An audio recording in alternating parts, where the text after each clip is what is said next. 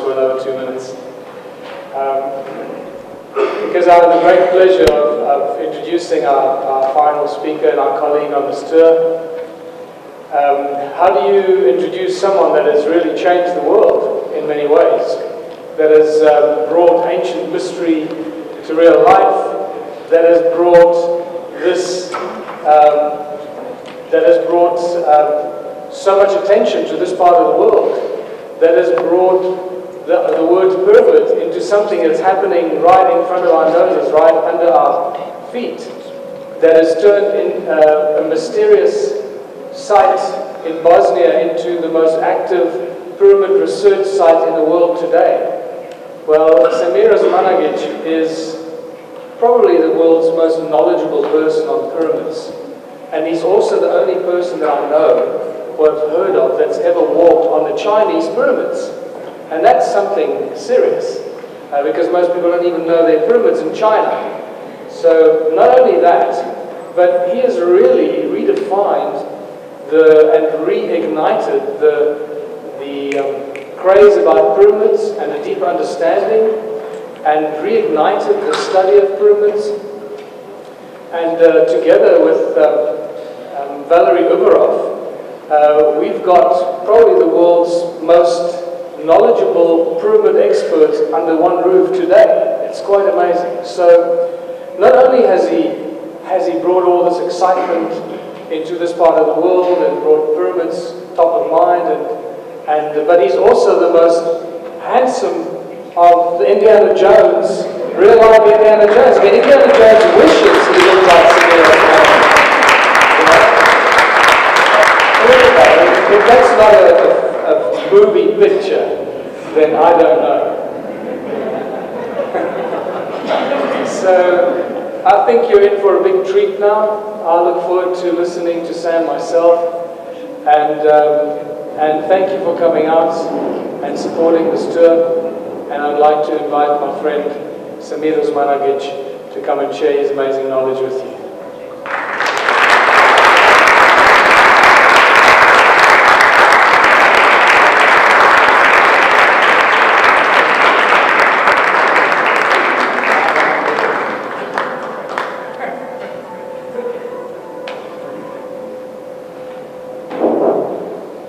Michael, man of many talents. Thank you. Players, and to all of you for coming here tonight. Three most powerful geometrical shapes when it comes to energy are the shape of the pyramid, the sphere, and the conical shape. And that's the reason why the ancient civilizations were building pyramids, stone walls, and the tumulus. 1940, the American United Fruit Company was planting the banana trees in southern Costa Rica. So they were clearing the jungle, less than 1%, with the mechanization, going 5 meters deep. They discovered 398 stone balls, an extremely hard material called granite diorite, perfectly spherical. According to the archaeologists and some of the museum, tunnel, this is where they discovered the stone balls. The stone balls in southwestern Egypt, in the desert, several meters below the limestone. No interruptions here, this is sedimentation. Imagine how many hundreds of thousands of years for them to get there. Stone balls in Huasca, in western Mexico, but also the locations of Piedra Bola. This is western Mexico, state of Guadalajara. 250 of them, volcanic stone. In 1966, an archaeologist from the United States came to the site. It took him 3 days walk, and then he saw 250 stone balls. He was amazed. He said, according to any reference, there was no civilization in this western part of Mexico. Mayans, Teotihuacan, Olmecs, Zapotecs, they were hundreds of kilometers to the east. He was very enthusiastic about it. And then the National Geographic magazine decided to form an expedition. 2 geologists and 1 archaeologist.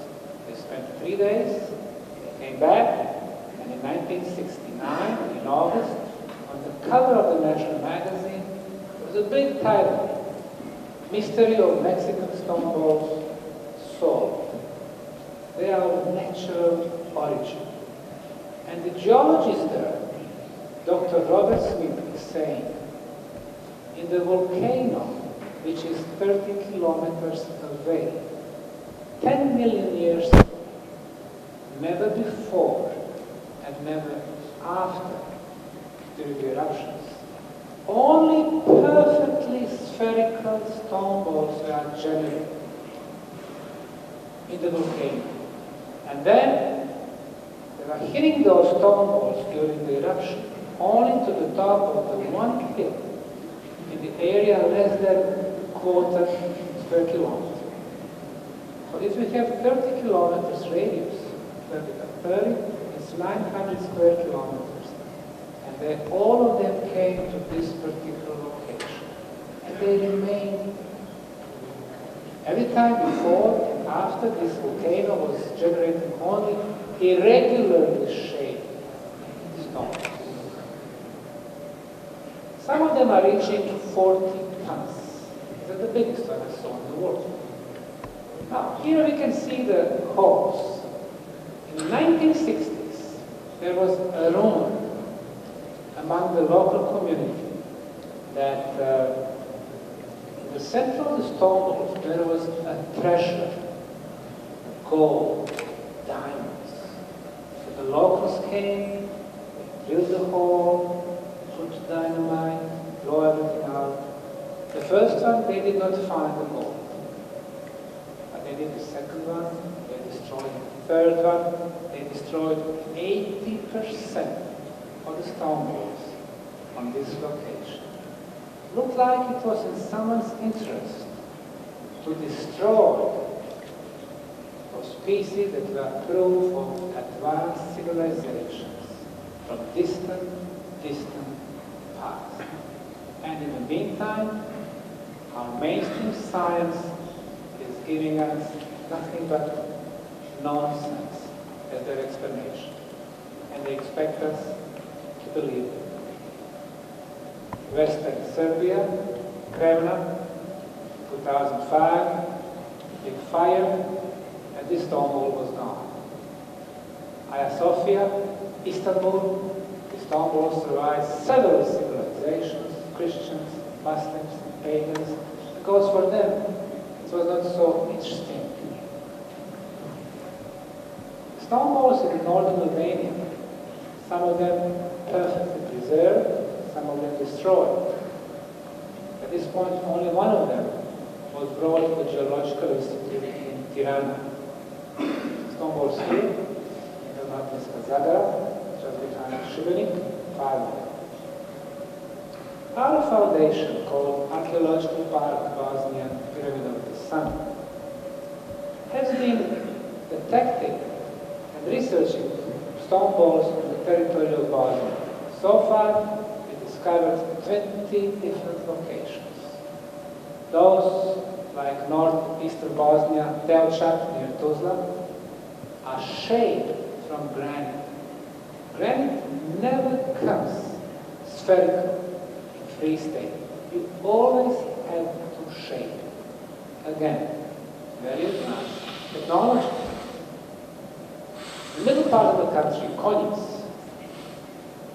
when 40 years ago they were digging the tunnels of the road, 40 meters below the soil, below the ground level, they discovered volcanic stone balls, nicely polished. The biggest one is in the village Slatina, near Banja Luka, 5 tons. This one is not finished. You see how the surface is not polished. Sometimes we found them on the top of the mountains, like this one, between Kakan and Zenica municipality, minus 18 degrees. And sometimes we found them unfinished. We had a leading Egyptian geologist, a few years back. And he was coming to Visoko, and he said the pyramids in Bosnia were actually shaped during the glacial era. The glacier came, and they were shaped in 4 sides. And then we brought him to Zavidović. He was looking at stone balls. He said it was also from the glacial activity. Glaciers, and they were shaping perfectly spherical stone balls. Now, what to say for this one? It's unfinished. It seems halfway, glacier got tired and decided to give up. The largest location of the stone balls in Bosnia is in the middle of Bosnia, a place called Zavidović, 2 kilometers from the center, Duboki Potok. In 2006, I first came there as for the stone balls, but at that time this area was used as a place to leave the trash. A lot of plastic bags, all kinds of garbage. So I asked the local community to clear the area and to make this a touristic attraction. So today we bring tourists, we bring researchers, we bring media. Mainstream science in Bosnia is saying that those stone balls were made by the wind and the water. No further explanation. They are saying it's natural, we made our opinion, you should not research it. Well, we disagree. We think there is a lot to research there. In 1936, a huge storm hit the hill opened. 80 stone balls came out. Some of them went further to River Bosna, some of them remained here. And then, in the 1960s, there were rumors among the locals that there was a big treasure inside the stone balls. Instead of dynamite, Bosnian came with a hammer, started destroying them. The first one, no treasure, doesn't matter. Let's try the second one, the third one, the fourth one, the fifth one. Only 8 stone balls remain today.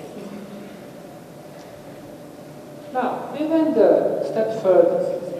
We have done the analysis, physical analysis, chemical analysis. We took 4 samples from the damaged stone balls and 1 sample from the natural stone. 9 elements were the same. They were coming in the same ratio. Stone balls have 2 different elements. The one is manganium, which we use today to enhance the quality of the material, to make it harder. And the second one is calcium carbonate, which is used as the binder. Our conclusion was the ancients were using natural stone material. They were melting it, adding the additives to make it harder and stronger, pouring into the molds, and when they got dry, they were extremely hard and polished stone balls. I think that it's easy to conclude that the world of the past was the world of the stone balls, always made from the extremely hard material. The next question is, what was the purpose? Archaeologists, geologists cannot help us. In order to explain the purpose, I had to go to Sweden, 150 kilometers to the west from the capital city of Stockholm. Over there is a location known under the name non-shock. 2 megalithic circles. As you can see, they form number 8. 8, endless flow of the energy. And in the middle, we got stone balls. I came to the site with the president of the Swedish Association of Dowsers, Eva Svensson. Eva can measure the energies, the aura, bioenergy field around our body. So she said, let me measure your aura before you enter the megalithic circle. She was measuring. She said, your aura is about 1 meter thick. It's a good field. Now go ahead and climb the ball, which I did. And then she was measuring my aura. She said, 1 meter, 2 meters, 5 meters, 15 meters. Mother Teresa had an aura of 18 meters. I told Eva, wait another 2 minutes. My aura will be 150 meters. I felt like I was on the top of the world. So, megalithic sites, they expand your aura field. And then she told me, go ahead and climb the top of the tumulus. In archaeology, the tumulus is artificial hill, conically shaped. And as you can see, the top of this one is exactly the line of the ball, which is in the center of the megalithic circle. So I climbed the top. She put the metal keys under my feet. Metal, conductor. And then she was measuring the energy flow through my chakras. 7 chakras in our physical body. I know from before that my 4th chakra, the heart chakra, is the most open. Heart chakra, love. Heart chakra, sharing. But when she came to my 7th chakra, on top of my head, she said, looks like all energy of this planet is going through you. So smooth, so open, Eva. And then I realized, you come to the megalithic sites, expand your energy field, your aura. You have perfect energy flow through your body. And you have the base to develop the spiritual senses. Today in the 21st century, we are talking about 5 physical and 1 spiritual sense, which we usually call the 6th sense.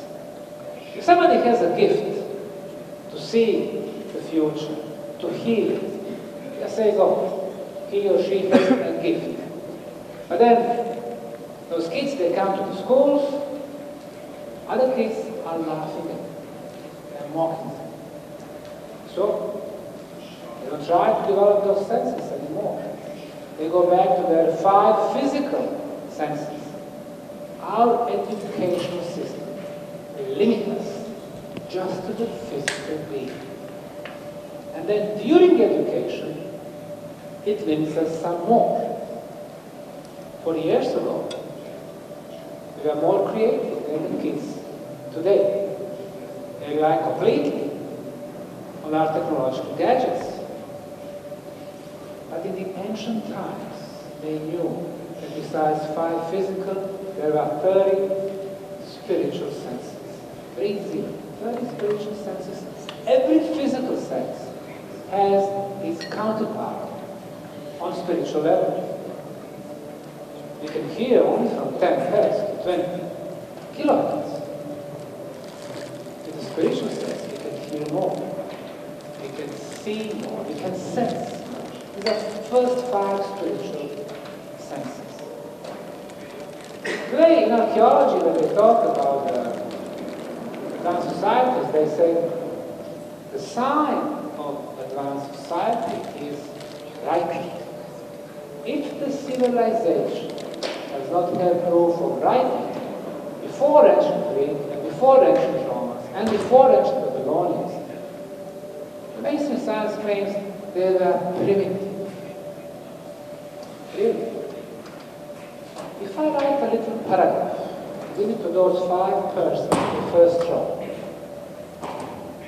and I want to understand my paragraph, different. Each of them slightly different, based on their education, skills, life experience.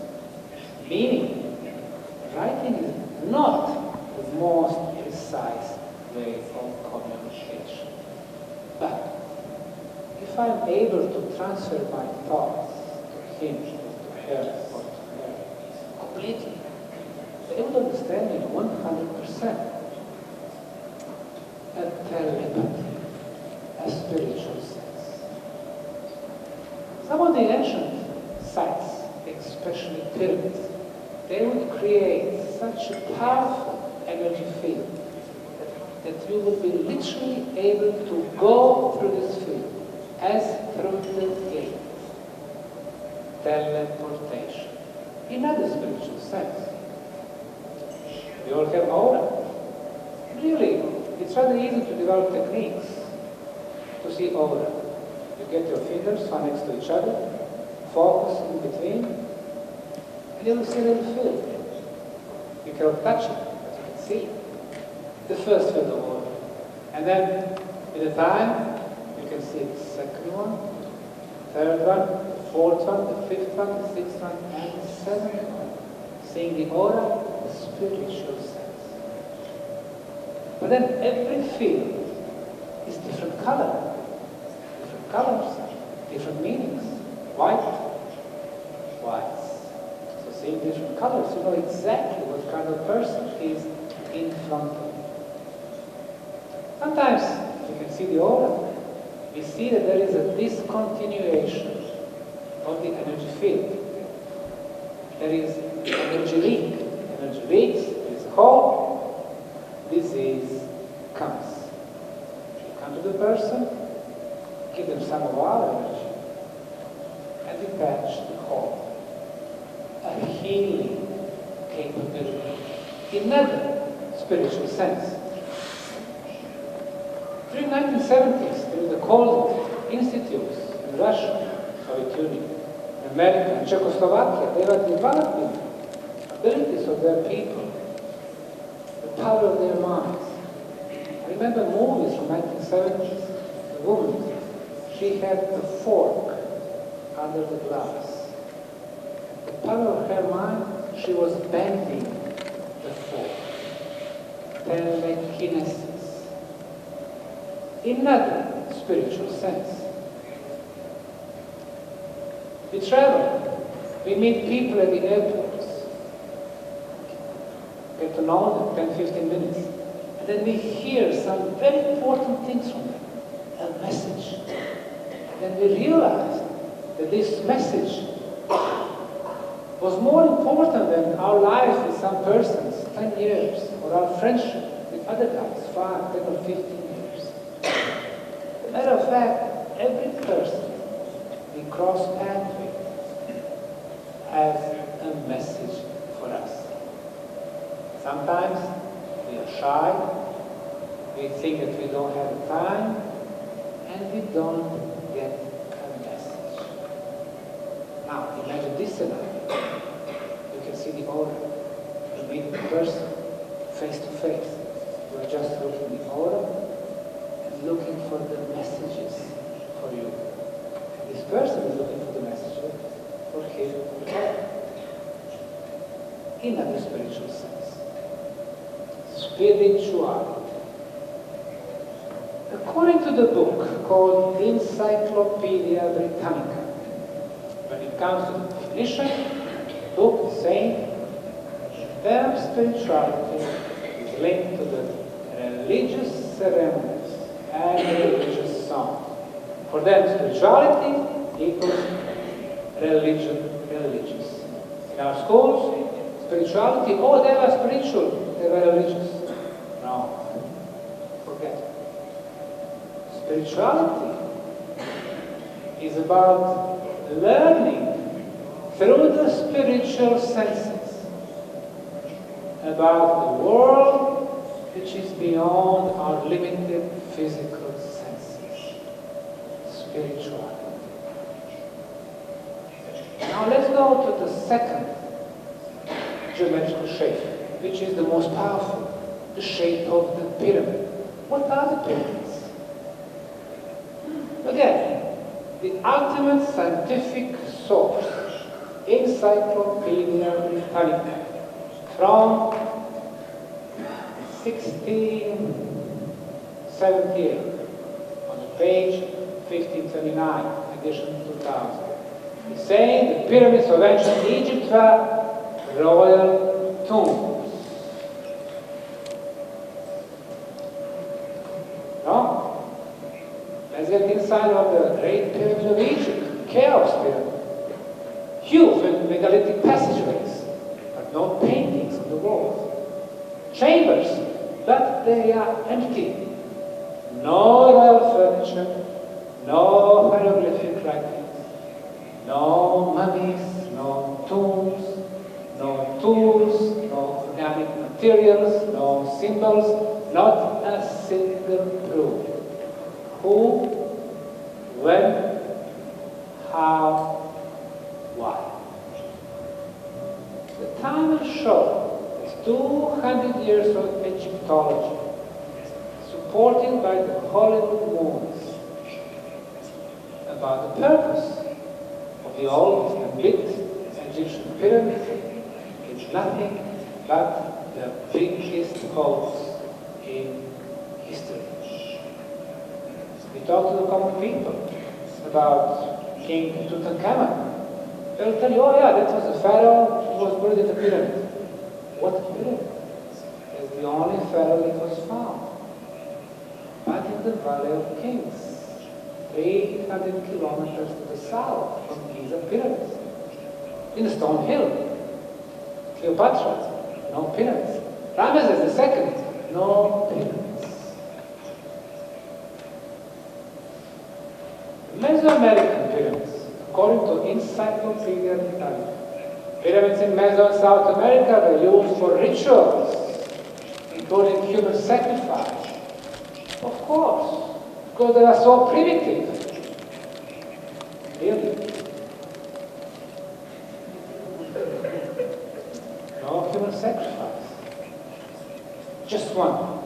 The most recent civilization, the Aztecs, 600 years ago, 800 years ago. Everybody else, what we call, but we made up the names. The Mayan civilization, we don't know their real name. Olmec civilization, we don't know their real name. Zapatecs, Montalbans, we don't know their real names. Never human sacrifice took place on their pyramids. Look at this one, Kukulkan in Chichen Itza, Eastern Yucatan, Mexico. Only 2 days, spring and fall equinox. Play of the sun and the shadow creates the body of snake with the dragon head at the bottom. Precise, genius.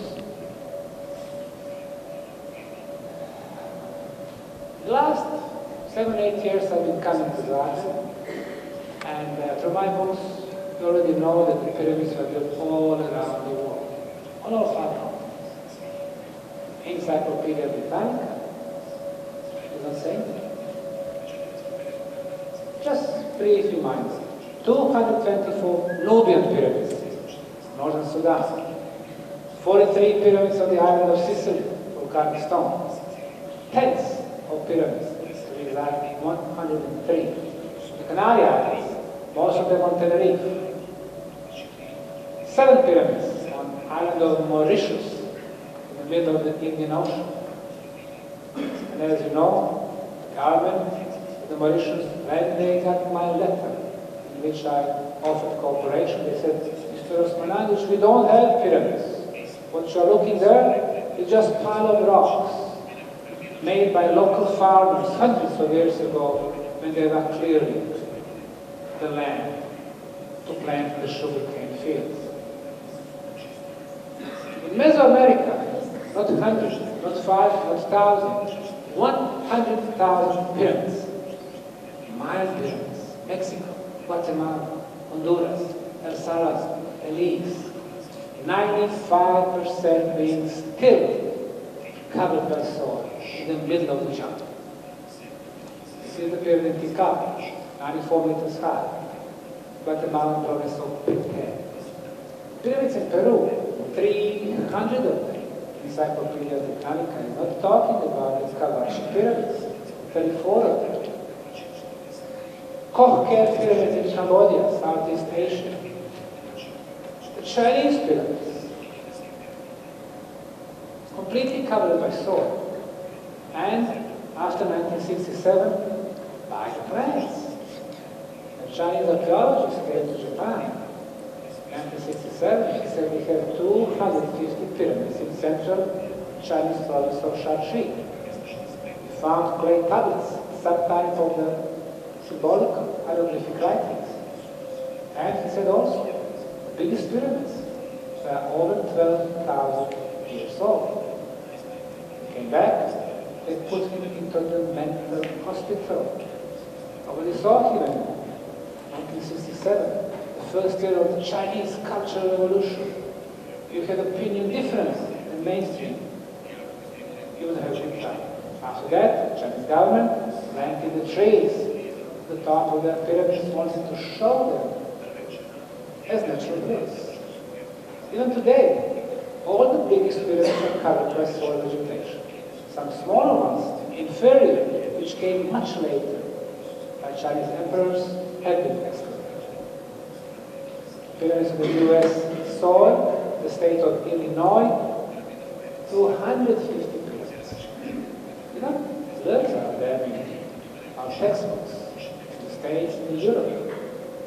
In America they call them mounds. This particular park, Cahokia Mounds. Mounds is something made from dirt, soil. But here, we have 4 types of construction materials. Sandstone, blocks, pebbles, rocks, sand. When they completed the structure, they cut the squares of grass and soil, put it upside down, and cover the pyramids. The biggest one, and we can nicely see, is 4 solid pyramids, 4 triangular faces, plateau on the top. Perfect orientation, east-west, north-south. The biggest one is 12% bigger, larger than the Great Pyramid of Egypt. But it was not built by white Americans or red Americans, much, much older. So they don't talk about it. They don't do any excavation. Archaeologists at the site told me, first, it's hard to get permission. Second, it's hard to find money to excavate. Money, the only world superpower. The complex that changes the history of the world. Well, of course, in my books. About the Bosnian Pyramid of the Sun, we talked several occasions. The biggest one, the oldest on the planet, Bosnian Pyramid of the Sun. Town of Visoko, 20,000 people, January 2015. Well, in the last 10 years, we've been witnessing that so many people were attacking us, from the cultural establishment, archaeologists, geologists, historians, anthropologists, museum curators, scientists of all sorts, mainstream science, but also, not only them, some from the alternative scene as well. Last month there was an article in the Straits Times, in Singapore, after my visit. I gave the interview. 10 years after, you would expect it would be less aggressive attacks. But no. For example, the German, Curtis Radans from Boston University, is saying cultures capable of producing such colossal buildings came about to Bosnia, this region, only 2,500 years ago, meaning before that they created Canaan. So we have the presence of intelligent men in Bosnia for 2,500 years. I don't know what happened to those intelligent men. It seems that these journals from Boston University do not read reports from sensational archaeological discoveries. 1995, Dr. Klaus Schmidt from Germany discovered a site known as Göbekli Tepe in eastern Turkey. He discovered those T-shaped megaliths erected, 3 circles. When I talked to him, he said there are probably 100 circles. One circle would be very challenging for any community in the 19th century. Hundreds of them, even for us, a huge task. The blocks, 25 tons. But he said, we are not going to excavate any further. Well, we have to know that he was financed by the German Archaeological Society from Berlin, the most conservative archaeological institution in the world. And it was supported also by the same society from Kiev, Germany. The age of the site, 11,600 years. 11,600. Now, according to the mainstream science, everything started with Sumerians 7,000 to 8,000 years ago. Babylon, Akkad, Assyria, Hittite, ancient Egypt, ancient India. So what is this now? Klaus Schmidt told me that the probable age of building is between 15 and 18,000 years, much before the end of the last ice age. But he was not supposed to build anymore.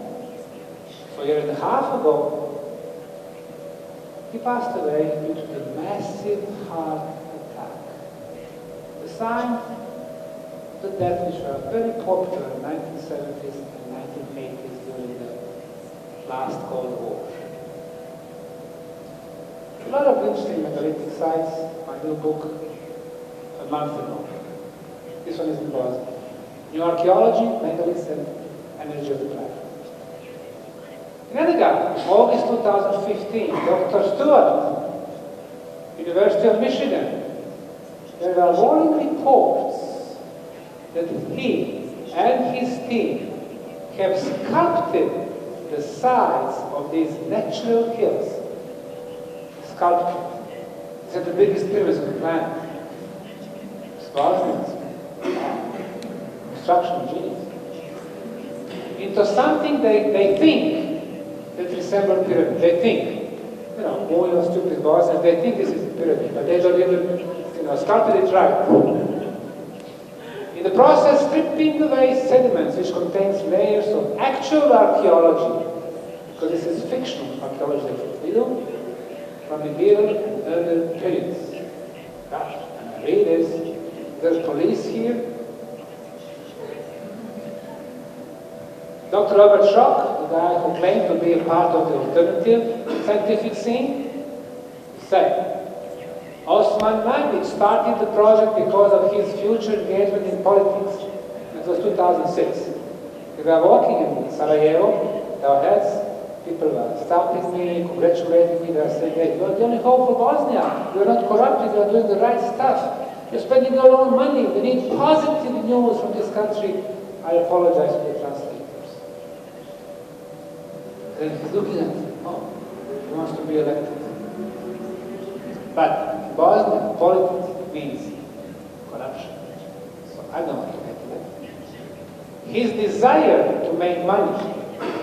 I have business in Houston, through which I engaged with financing this project in the last 10 years. And this project was a fiasco, he said in 2007. And the pyramids are classical geological phenomenon, but not a single other example to give. Our very good friend, Dr. Zahi Havas, very calm man, not. First reports from Bosnia, he said one guy, Dr. Ali Barak, he said yes, he had pyramids. He went to the meeting in Cairo. After the meeting he said, there are no pyramids in Bosnia. So-called concrete blocks are natural blocks. And Mr. Osmanagich is hallucinating. In the meantime, this guy who was ruling the world of archaeology for 2 decades, running Egyptian Institution for the Antiquities, was found that he stole $2 billion during his rule. Every documentary had to have him as the main actor, and they were supposed to pay him. Every guy who wanted to spend the night, the pyramids, had to pay him personally. Every tourist group wanted to go to the forbidden sites. This was his mention. Had to pay him. That was otherwise. Now, mainstream science. Let's see the alternative scene in independent researchers. In 1967, Chariots of God, the guy from Switzerland, from his hotel directly to the independent research, going to different sites, reading the Bible, other ancient texts, saying, hey, the mainstream science does not explain this side, or that side, or this epic story, or this one. Very important. Eric von Däniken. Remember how he was uniting our ideas about different worlds, our imagination. In the last 4.5 decades, 62 million copies of his books. He has really opened mind to so many of us. But he was not a scientist. No scientific methodology. That's the reason why mainstream science had to find a way to argue with him. The other way, of course, they put him in the prison for 6 years. So, after him, in the 1990s, we have Generation 2.0. You know, Windows 95, Windows 2000, Windows 2005, 2010, XP, Generation 2.0. Graham Hancock, a great guy from the United Kingdom, as far as the research. After his journalism career in Africa, he started writing about those sites. And then he opened our mind even more. He said, hey, before the end of the last ice age, there were superior civilizations. Now they are gone. But there are few material traces. Very important research. David Hatcher Childers is a proof that you can do stuff in the middle school. You can travel the world, become popular, issue the magazine and the books, talking about so many different sites. Pacific, Atlantic, other places. The idea about the Orion belt, those 3 stars, and the Giza pyramids, Robert Houart's books, gave us another perspective. Astronomical, very important, but not so. Of course, the colleagues say, no, it's not Orion belt. It's 3 stars of 6. Because they fit much better. People like John Anthony West, and those who really promote, I don't care what a shock. Generation 2.0. These guys were relying, to some extent, on the scientific work of other people. Dr. Danny Hill, Indonesian, geologist, PhD, obtained in the US, in California. He back to his country, he knows how to read geophysical reports, maps, geothermal, satellite screening, he knows geology, he knows archaeology, looking the maps, Western Java, Gunung Padang location. Hey, in this jungle, below the layers of soil and vegetation, there is a pyramidal shape. A scientist. But he wrote a book about the Atlantis. Open-minded scientist, Generation 3.0. Pyramid in Western Java, 23,000 years old. Last year he wanted to do excavation. The archaeological community is against him. They are saying on the top there is a Buddhist temple 2,500 years ago. It's a national monument. You cannot touch it. You're going to destroy it. But below there is another cultural layer, 5,000, and below another one, 10,000, and below another one. The original pyramid, 23,000 years old. He went to the president President said this is good for the country. He gave him 200 soldiers to start digging. So we're going to learn about the results very soon. The gentleman who you just heard, quite intelligent. Megalithic circles, Adam's calendar, astronomy, electromagnetism, ultrasound, frequencies, sound, levitation, measurements, scientific methodology. Valery Orov built pyramids, applying all the knowledge from the ancient and modern sites. Shape, orientation, chambers, cavities, water flow, quartz crystal, frequencies. Another Russian, Alexander Golod, has been building pyramids near Moscow. There is no 17 pyramids. And his work includes medicine, testing on agricultural products, seeds especially. It's been proved that seeds grow 30 to 300% quicker, richer, better, radioactivity, superconductivity, electrical, chemical, and other aspects. And of course the Bosnian Pyramid Project, which has become, number one, an interdisciplinary scientific project. We have classical sciences, archaeology, Egyptology, geology, paleontology, pedology. We have satellite streaming, high-tech devices, geothermal, georadar analysis. We have energy experts, interdisciplinary scientific project, archaeology. So, not like in Egypt, unlike in China or Peru or Mexico, the site does not belong to archaeologists exclusively.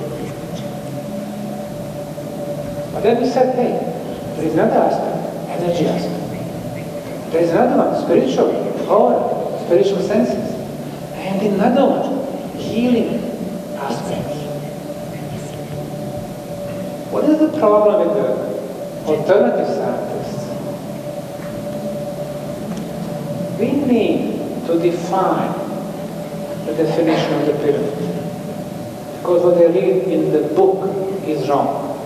Both alternative, mainstream, and the wrong source. So let's make a definition tonight.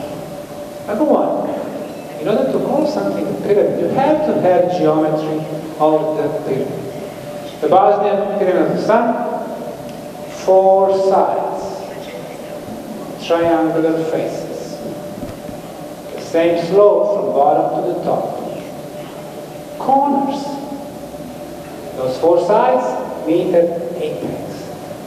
The geometry of the pyramid is present here.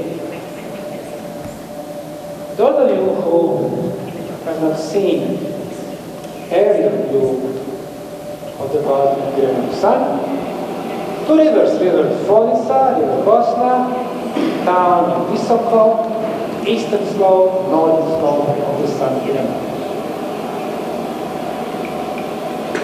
You can see the forest, which was planted in 1960s and 1970s during our popular process of socijalističko pošumljavanje.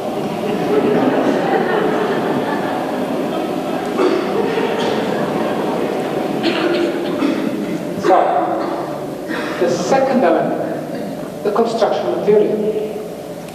In Guatemala, shaped volcanic stone. In Peru, adobe bricks. In Egypt, limestone, granite. China, sandstone, granite. Bosnia, blocks, concrete blocks. And I spoke about them in the previous lectures. The biggest archaeological trench we have, 50 meters long, 60 meters wide at this point. Thousands of tons of concrete, better quality than what we can make today. So, if pyramid here is cleared completely, what we did here, we removed this green color Only remove the color. Shape remains. Look what happened. We put brownish color. Pyramid. Stone structure. The next element, the orientation of the sides. 4-sided pyramids, 4 cardinal points. East, west, north, south. North being the most important. Why the orientation is important?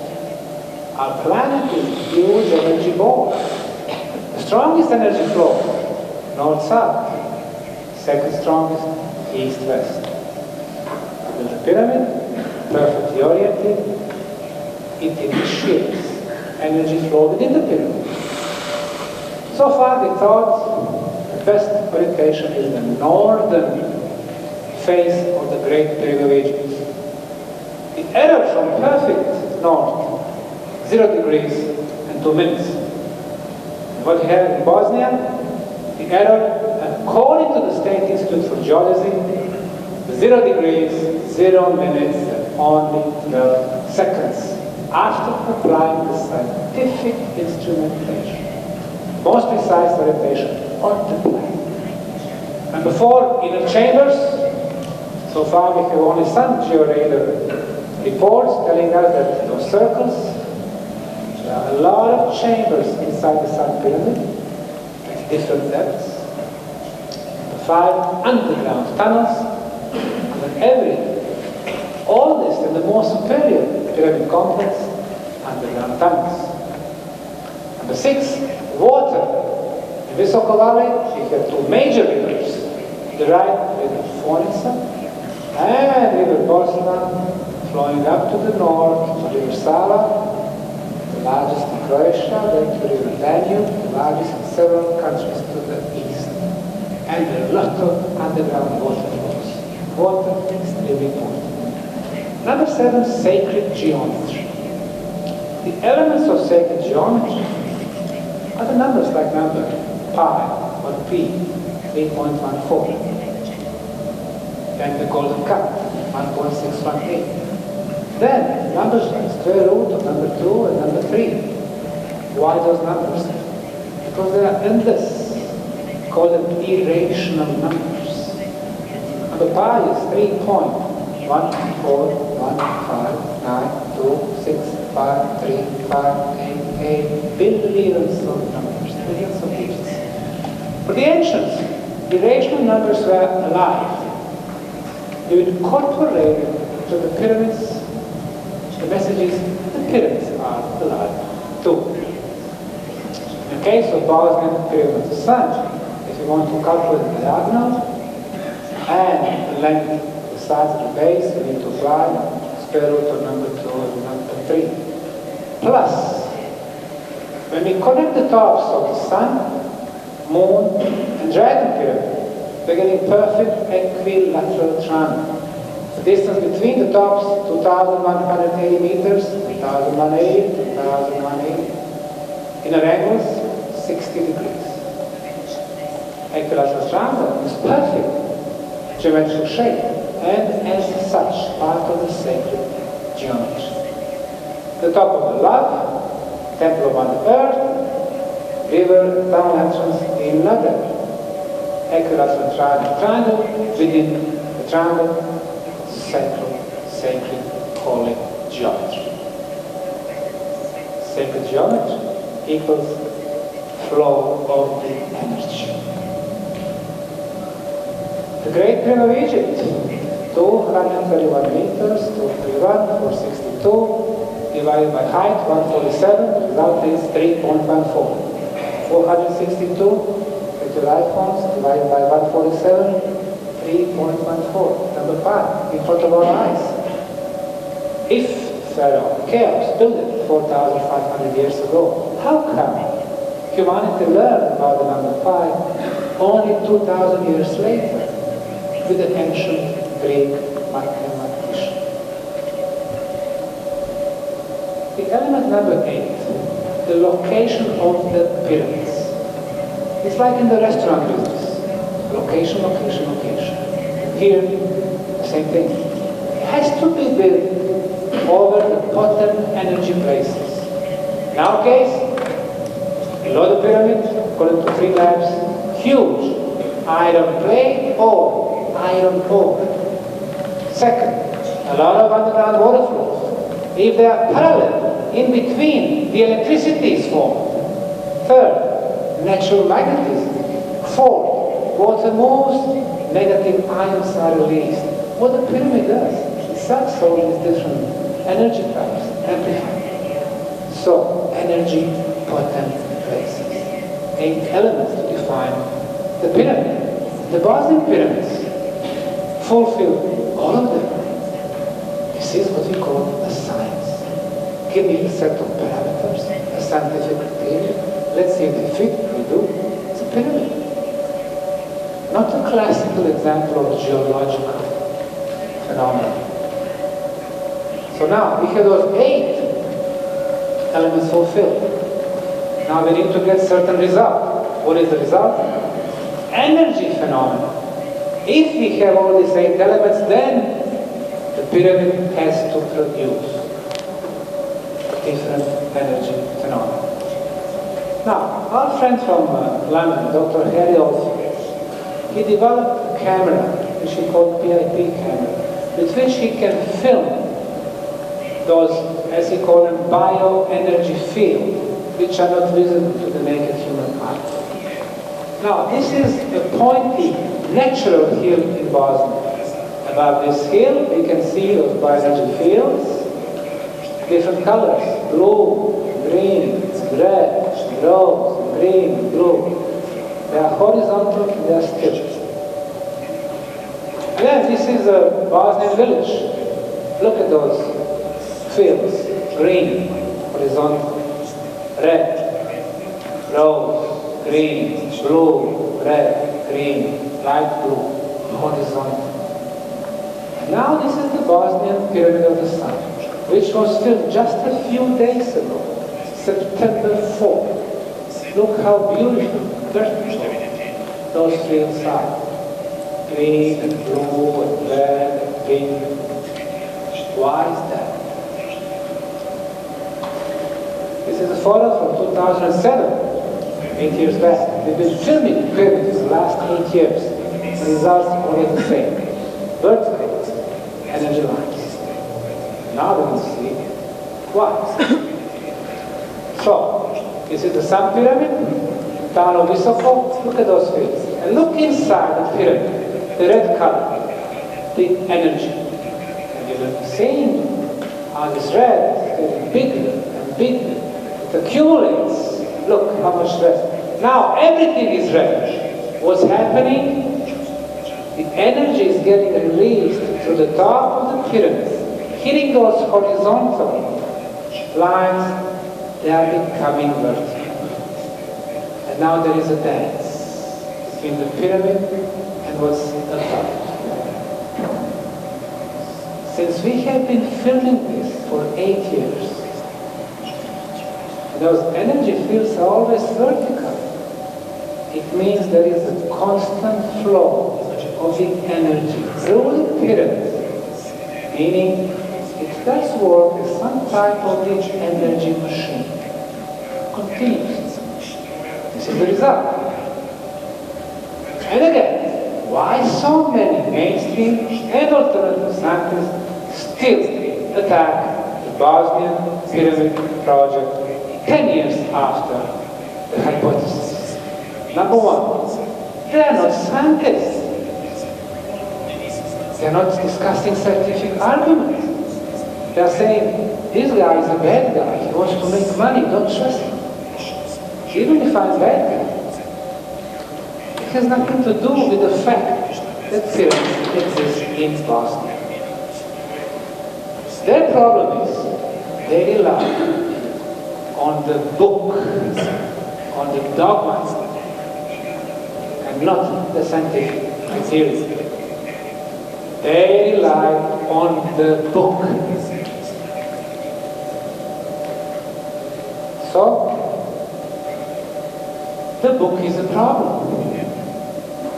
What do we do when we have a problem in our lives?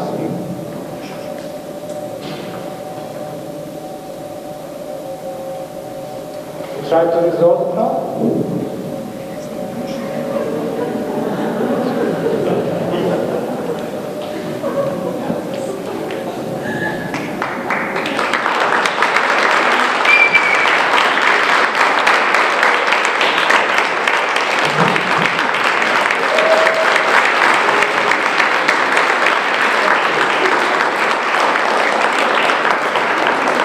Get rid of the problem. Number two, this is a history-changing project. It's not just another archaeological discovery in remote Bosnia, no. The big pyramid of the sun in the Teotihuacan, 74 meters, huge. The Great Pyramid of Egypt, 147, most magnificent. For the longest time considered the biggest. And now the Bosnian Pyramid of the Sun, more than 220 meters. We don't build the biggest pyramid just anywhere. A history-changing project. And now it comes to the age. How old are those pyramids? Well, the most precise scientific method is the radiocarbon dating. You find a piece of organic material, you have the context, analyze, you get the age. In our case, it would be ideal that below the soil and below the first one or two layers of concrete, if we can discover the organic material, it can give us precise age of the structure when it was built. That's exactly what happened. 2013, our archaeological manager, Tim Moore from New Zealand, country of Rugby, below the first layer of blocks and above the second, like in the sandwich, he discovered a piece of the organic material. This one here, the fossilized leaf. 1, 2. Now, these leaves will give us the precise age of the construction. Send them the radiocarbon dating service in Kiev and the age. Go down to the bottom, 29,200 plus minus 400 years. 29,200. But this is a radiocarbon date. Now the calibrated date or the calendar date is about 15% more.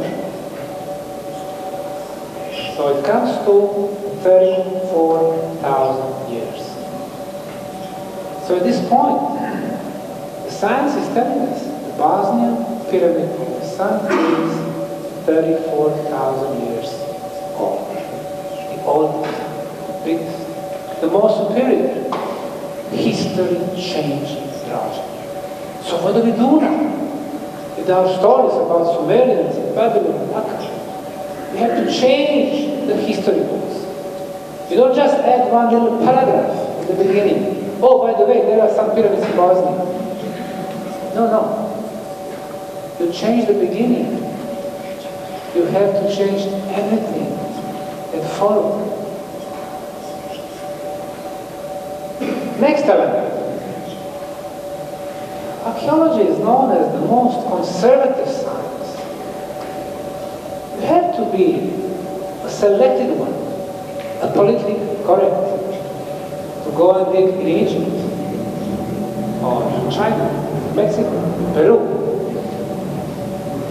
There is a digging right now, in front and in the back of the Sphinx. If you go there, you can see two wooden pallets, and they cover the holes.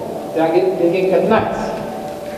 So last time I was there, I spoke to the Giza director and asked him, what did you find so far? Because of all the story about Atlantis, having the underground chambers, with a lot of documentation. So I asked him, what did you find so far? His answer was, it is confidential. Why is it confidential? The knowledge belongs to all of us, not to the selected few. So they can make a monopoly based on the knowledge they have. What we did, we made our project the most open theological and scientific project ever. No secrets, no elites, no selection of information. We have our archaeologists, geologists, but then everybody else is open. Last month, in Visoko, the Bosnian Pyramid of the Sun, a group of volunteers led by the young archaeologist Anneli, degree from University College of London, UCL. Yes.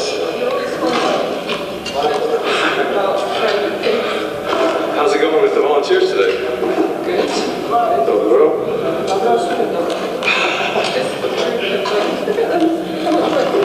Wow.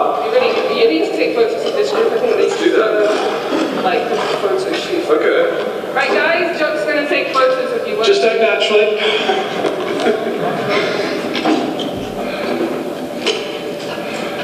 I came from Illinois. I did about 2 years of research before I came here. Saw a video of Bosnian pyramids, which I'd never heard of at that time. Of course, like most people, I thought of pyramids, I thought Egypt and Mexico. Kind of went down the rabbit hole from there, learned what this was about, learned about all the energy properties and energy phenomena that's being found here, and felt something in my soul to take me there. Today, we're clearing the northern face of the Sun Pyramid. So this has been cleared by previous groups.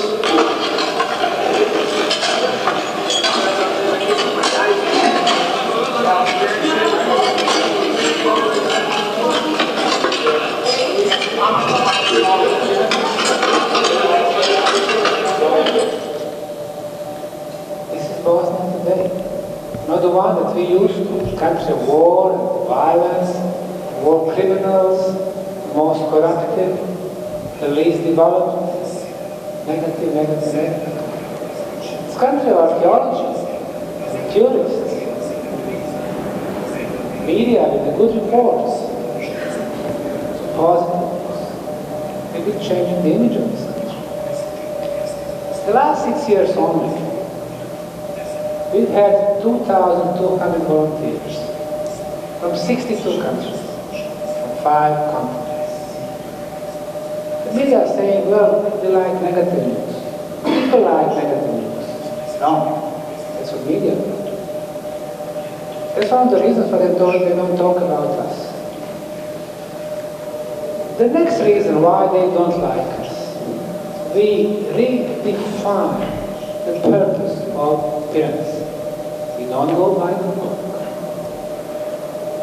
In order to do that, we had to go to the experts for the energy phenomena. First one who came, the physicist from Zagreb, Slobodan Mizdrak, he came with his 10-member team in 2010, measuring electromagnetism on the nearby hills, no anomalies. On the top of the Sun Pyramid, the radius of 4.5 meters, he detected and measured electromagnetic field of 28 kilohertz frequency. He went outside this radius, no measurement. Came back in, the measurement was there.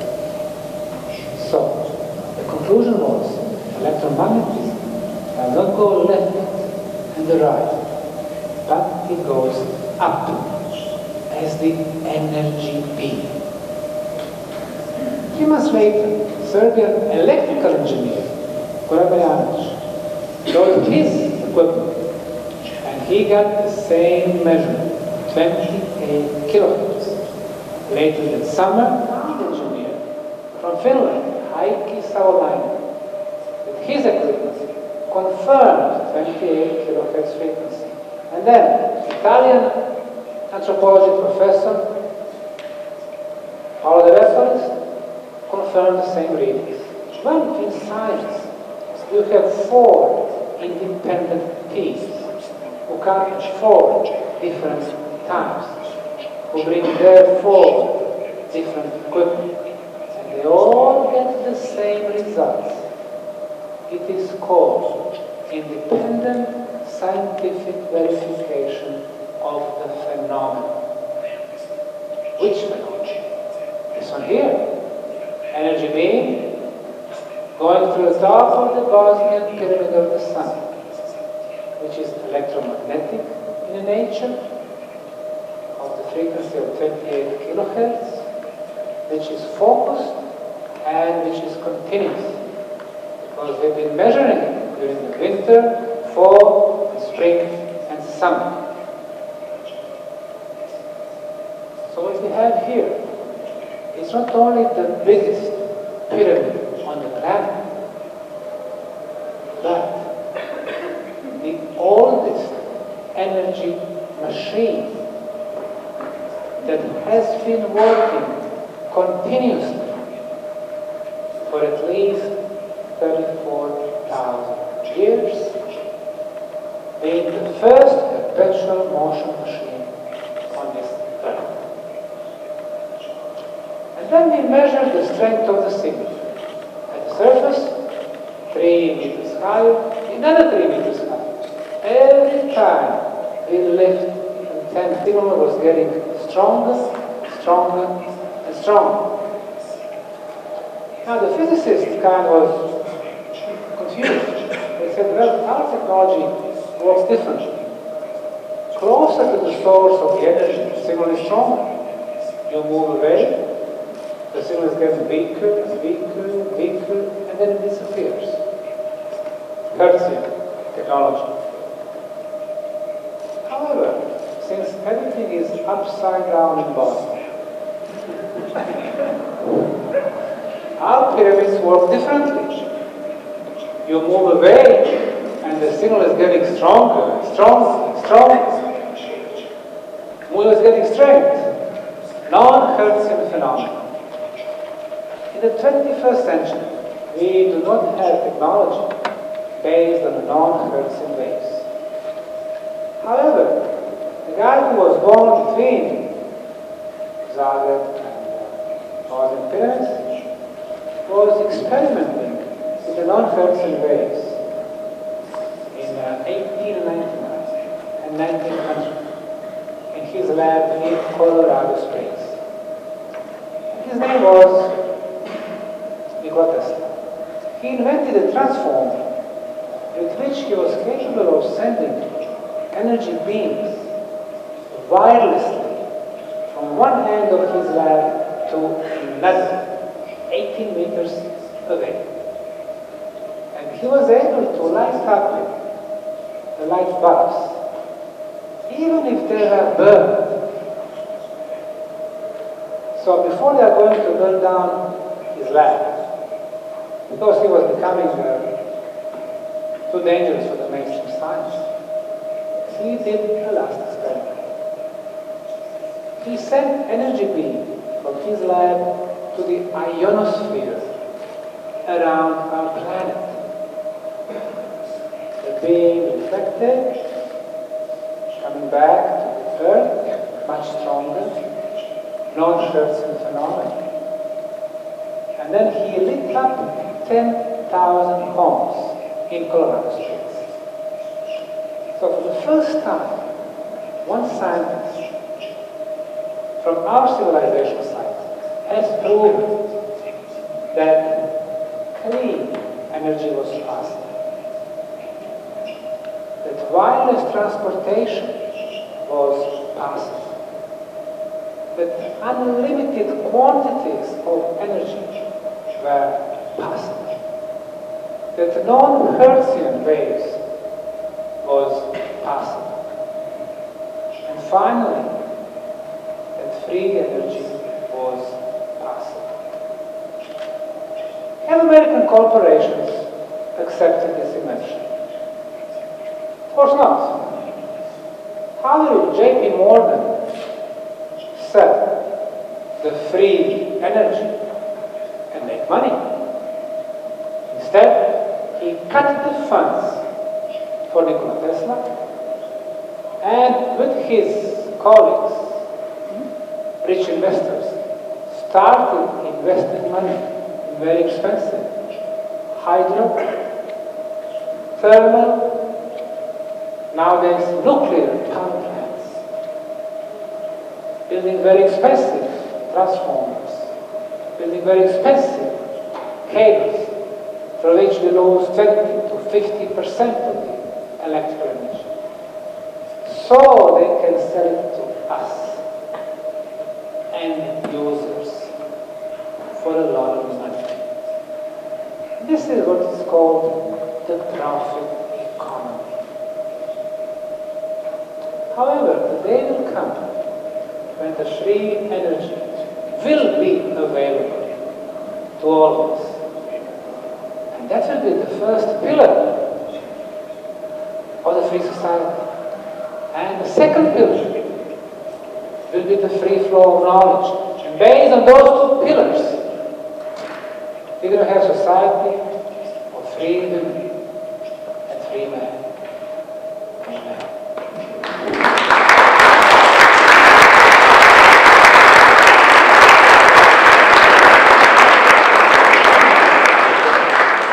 It's not only the Boston pyramids that are still active today.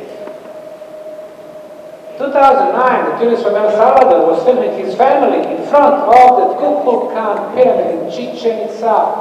And he filmed the energy beam going to the top of the Kukulkan pyramid. A few years before that, the pyramid of the moon in the Teotihuacan, Mexico, an energy beam. So now we realize why we have a word pyramid, which comes from two Greek words. Fire, the energy in the middle. We are looking for the source of the Bosnian pyramid beam. Sent out raw information to different labs. Zagreb, Belgrade, Vienna. They all told us the same thing. It has to be an iron plate, 2,440 meters below the pyramid. What the pyramid does, it sucks this energy, amplifies. I mentioned electricity, I mentioned magnetism, I mentioned negative ionization. How do we know that the pyramid acts as the amplifier? Two of our Russian colleagues, Professor Hadoshkin and Professor Ziklakov, measured the strength of the signal close to the base of the pyramid and close to the top. At the top, the signal was 50 times stronger. The pyramid as the amplifier. Natural energy sources going through network of tunnels, several levels, going to the pyramid, to the spiral passageways, and going up as a focused source of energy. So it is very possible that at one time, when our planet was much stronger, this pyramid worked as this.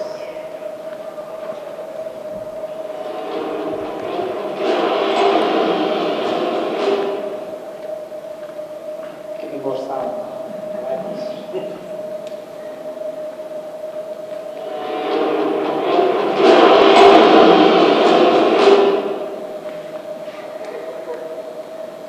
Besides energy beams, we measured other energy types, the ultrasound. What we can hear is called sound, 10 Hz, 20 kHz. Everything above 20 kHz is called ultrasound. We cannot hear, but we can measure. Italian professor De Bertolis, he measured the ultrasound on the top of the sun pyramid. The cold winter, summer and spring and fall. And exactly on the top, radius of 4.5 meters, exactly the same spot where we have electromagnetism, we have at the same time the ultrasound going through this energy beam. The ultrasound is the same frequency, 28 kHz. So what we did, we said, okay, if you can hear this ultrasound as a sound, that would be very interesting. So what we did, we converted something that we cannot hear, 28, to something that we can hear, 8 kHz, using compound can. So let's see how 8 kilohertz sounds. Let's see how the Bosnian pyramid of the sun speaks.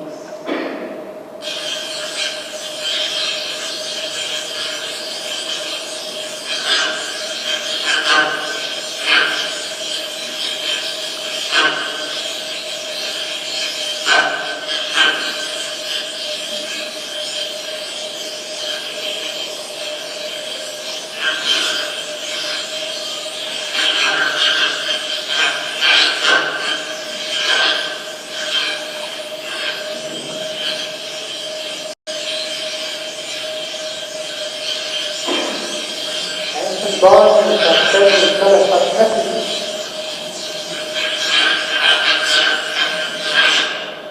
Why is this frequency important? 28 kilohertz. American Ralph Ring was experimenting with different frequencies of ultrasound.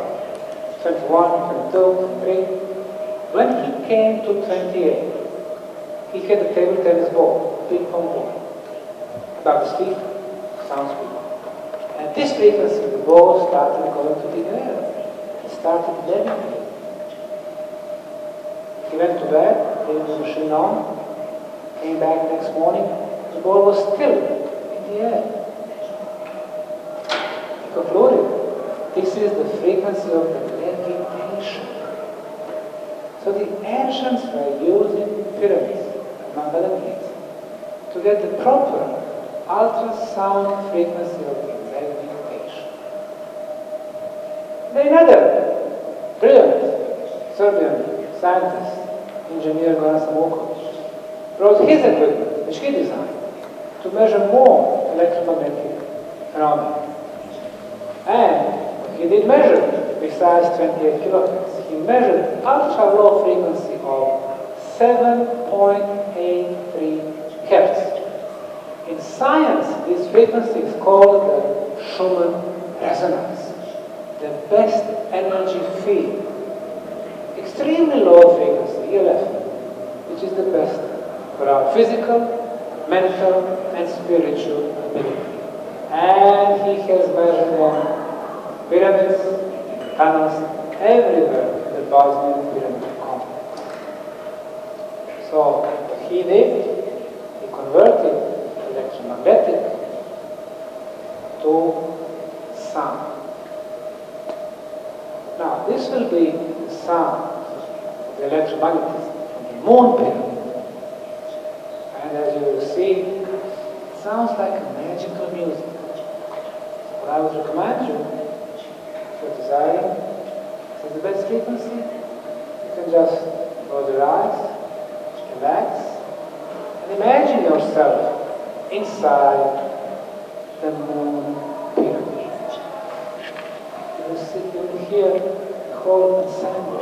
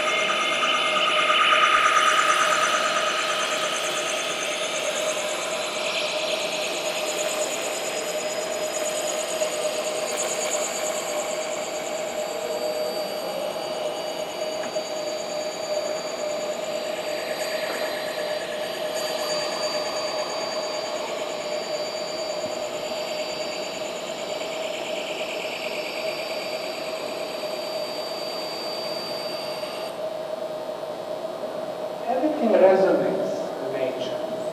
Tesla was saying 100 years ago that the resonance of our planet is 8 hertz. On Schumann, 50 years ago, he concluded it's 7.83. It was the only frequency of our planet for thousands of years, until 1990. And then, thanks to the HARP, American Climate Change Project, thanks to our computers, laptops, televisions, mobile phones, microwaves, a lot of bad electromagnetism is going to the ionosphere. And then from there, it's affecting our brain.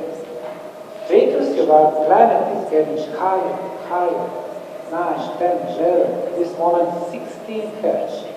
And we feel that as the pressure, as the stress. Some of us with the gray hair remember 40 years ago how everything was so much relaxed, no pressure. And we had smiles in our faces.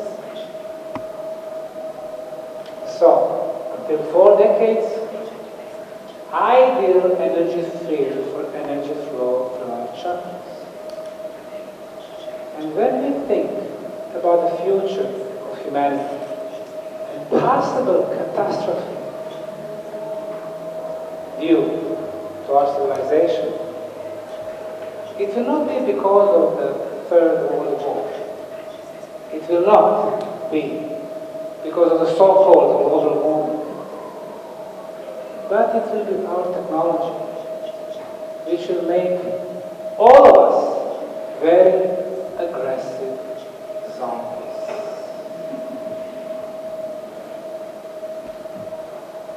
So, when it comes to purpose of Earth, it's not about burying one dead body. That's not the pharaoh of the king. It is about a very complex energy machine that's supposed to last thousands of years, benefiting the community. We got the same challenges like they had. Communication, transportation, clear water, good food, fresh and clean air, senses, freedom. Pyramid was giving them all these elements. When we think about the future of science, it is in the combination of physical science and spiritual science. The problem with the physical scientists, when they come to the war, they have no creativity, they don't know what to do next. The problem with the spiritual science, it is not a science yet. No scientific methodology.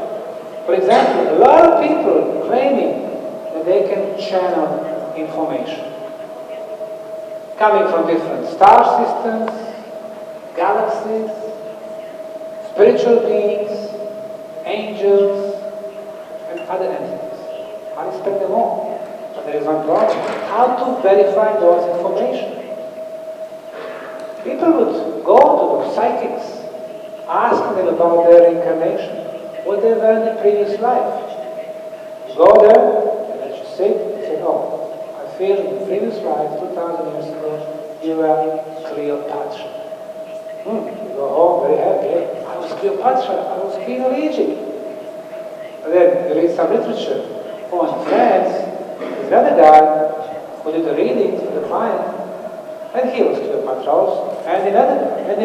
All of a sudden, hundreds of Cleopatras. How do we verify information from spiritual reality? In the last couple of 100 years, it's been a notion that in the spiritual realm, there was an encyclopedia of knowledge about planetary past and the future, which is named the Akashic Records, or Akasha. People who can tap into that vast knowledge are called Akashic Record readers. So what I did an experiment with 6 Akashic Record readers. I applied scientific protocols. I had the presentation of 25 different archaeological sites in the world. Machu Picchu, eastern Peru, Göbekli Tepe, eastern Turkey, pyramids in Mauritius, Bosnia, China, Egypt, Mexico. I will show them just one picture and 5 questions. What is this? Who, when, how, and why? I did not tell them about me, tell them what I was going to ask them. They did not know each other. They could not prepare themselves. One of the questions was, what they can tell me about the Bosnian Pyramid of the Sun. Reader number one, Nancy. They are constructed for the purpose of rejuvenation. Reader number two, when it was originally built, it was a gold-colored structure.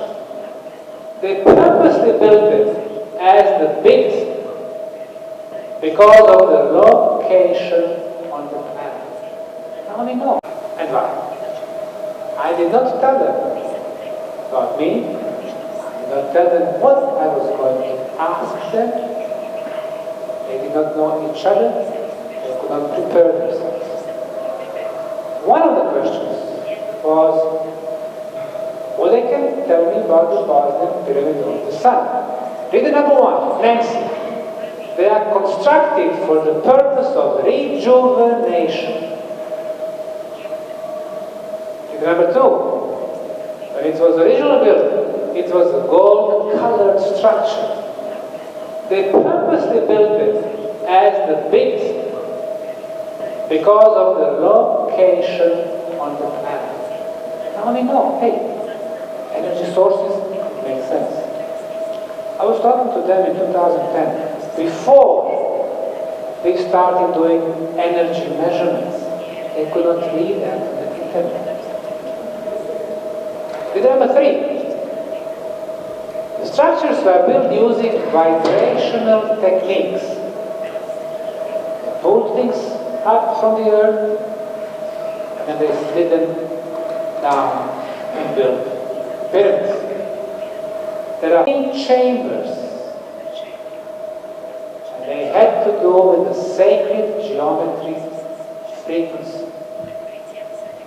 So now, when I was reading that, when I was listening to them, I said, hey, it gives me a hint about the purpose of pyramids, about the inner chambers. There is an energy coming straight down the middle of the pyramid. Now, 3 months later, found out there is energy going up.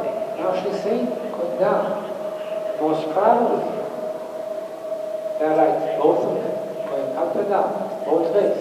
If pyramid can emit, it can receive information and act as an antenna. Figure number 4, you will run into energy when you get to it. It is like a beam of light. Energy field is very powerful, about 3 meters in diameter. The pyramid was the most important to them because it housed their energy power source. Pyramid as an energy machine. And number 5, this was built with the help of the higher vibrational energies. 2 of them saying the same thing. What is the statistical probability? Those vibrational energies, we are vibrational energy, that is low. They have the spiritual advancement. The pyramid receives information, remember already over and knowledge, and we cannot understand it. There is a connection between the pyramids here and all around the world. Inside is energy and something melted in the ground. 2.5 years later, we got information from the labs, Vienna, Belgrade. It has to be iron plate. 2.5 years later, combination of spiritual and physical science. But also there is something unusual. It receives and magnifies energy. What receives and magnifies energy? Quartz crystal. That's exactly what she said. There are more formations of stone being made in the pyramid. Feels like quartz crystal. Akashic record readers receives information either like a movie or they feel the energies and vibrations, series of pictures. Says, feels like a quartz crystal. Riddle number 6. The pyramid builders came from places that had pyramids. They came where? It seems not right. Migrated here, continued the tradition, and then they left them because the pyramid energy was misused. Energy was like a beacon, a transmitter, not tombs. And this energy goes up beyond the stars, feeding other solar systems. They are not just for this planet. Back in June, 2.5 months ago, I prepared the second edition of this book, which is in English. Diana Manilova is the most famous Russian psychic. In the 1980s, they were driving her in Mercedes, bodyguards. She was having a passport in the Soviet Union, healing Secretary General of the Communist Party. The best respected healer and psychic in Russia. I spoke to her in Singapore. She said the Bosnian pyramids were built during the second wave of Egypt, whatever it means. At that time, their religion was Latin. Sacred geometry was used. The Sun Pyramid in Bosnia is 1.5 kilometers in height, but most of it being underground. What we are looking at, according to her, is just the tip. Crystal was used to bring consciousness to earth. Consciousness. Higher vibration. Riddle number 8. Sue Jones from the United Kingdom, just last month. This whole complex works in synergy with other energy complexes around the planet. Works with natural elements, and we can see them. Understanding the purpose of water, matter, gas, natural resources. A few words about the tunnels under the pyramids. 1972, Harvard University. The ultimate reference to the scientists around the planet. Their statement, no one should pay any attention to the preposterous claims in regards to presumed passageways beneath the Egyptian pyramids. So they are saying, 1972, there are no tunnels under Egyptian pyramids. These things only exist in the minds of those who seek attention from the mystery seekers. Well, 2 decades later, rather comprehensive research under all the biggest Egyptian pyramids. Guess what? Every one of them has tunnels or network of the tunnels beneath the pyramid. Harvard University. Andrew Collins, the pyramid researcher, 6 years ago, at the entrance of underground tunnels, Giza, the Pyramid of the Sun, Teotihuacan, underground tunnels, they are saying there are no tunnels there, just the pyramids above the ground. Now they are using those little robots from inside, getting images from what's inside. Palenque, underground tunnels, they are doing excavation. 12 years ago I wrote in my book about mine work that they could find tunnels under Palenque pyramids. It's only 2 years ago, 10 years after, they did find under so-called temple of inscription. And it connects to 3 other pyramids. And then archaeologists are saying it connects to the tunnel system under the whole city of Palenque. And now they are saying there are probably connections with the other 9 cities. In chambers. And they had to do with the sacred geometry frequency.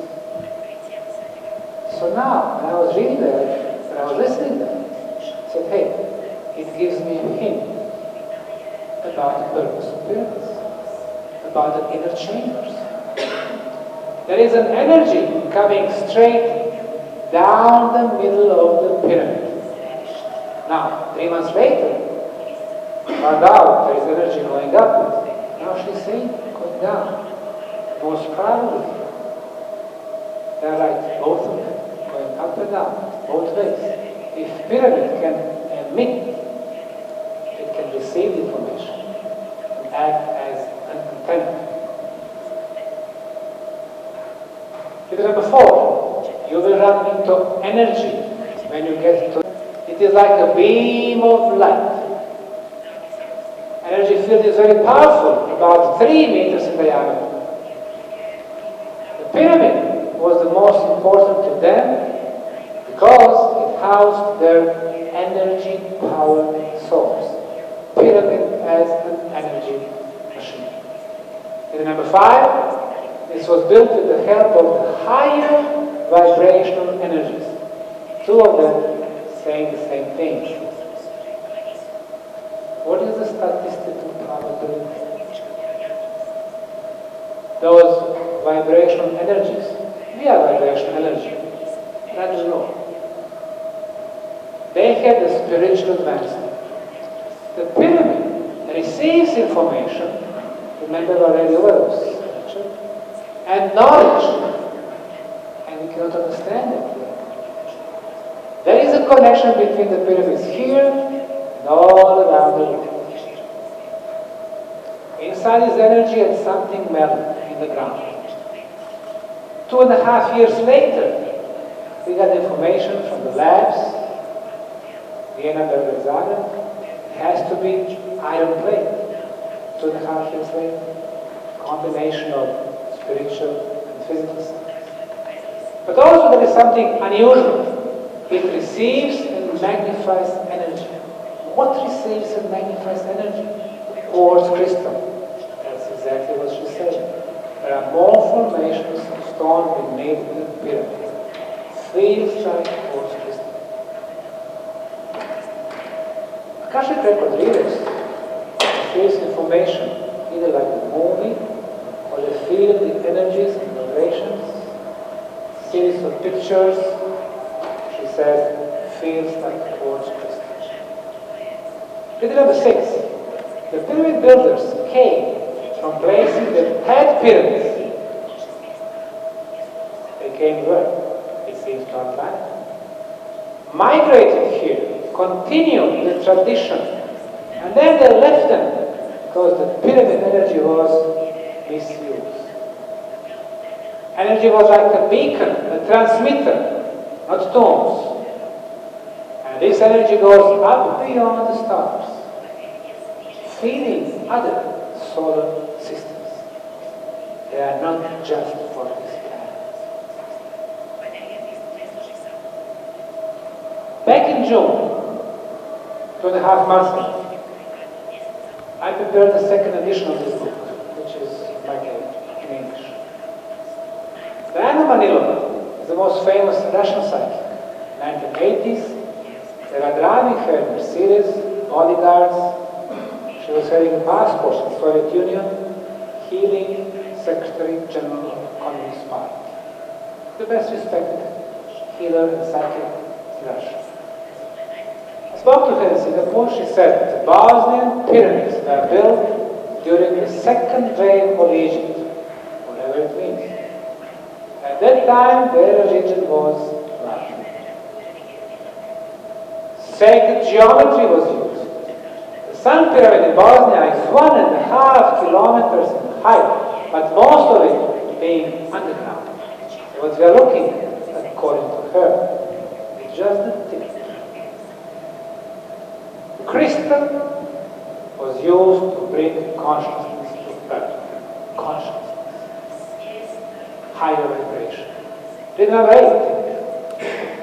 Sue Jones, United Kingdom, just last month. This whole complex works in synergy with other energy complexes around the planet. Works with natural elements, and we can see that. Understanding the purpose of water, matter, gas, natural resources. A few words about the tunnels under the pyramids. 1972, Harvard University.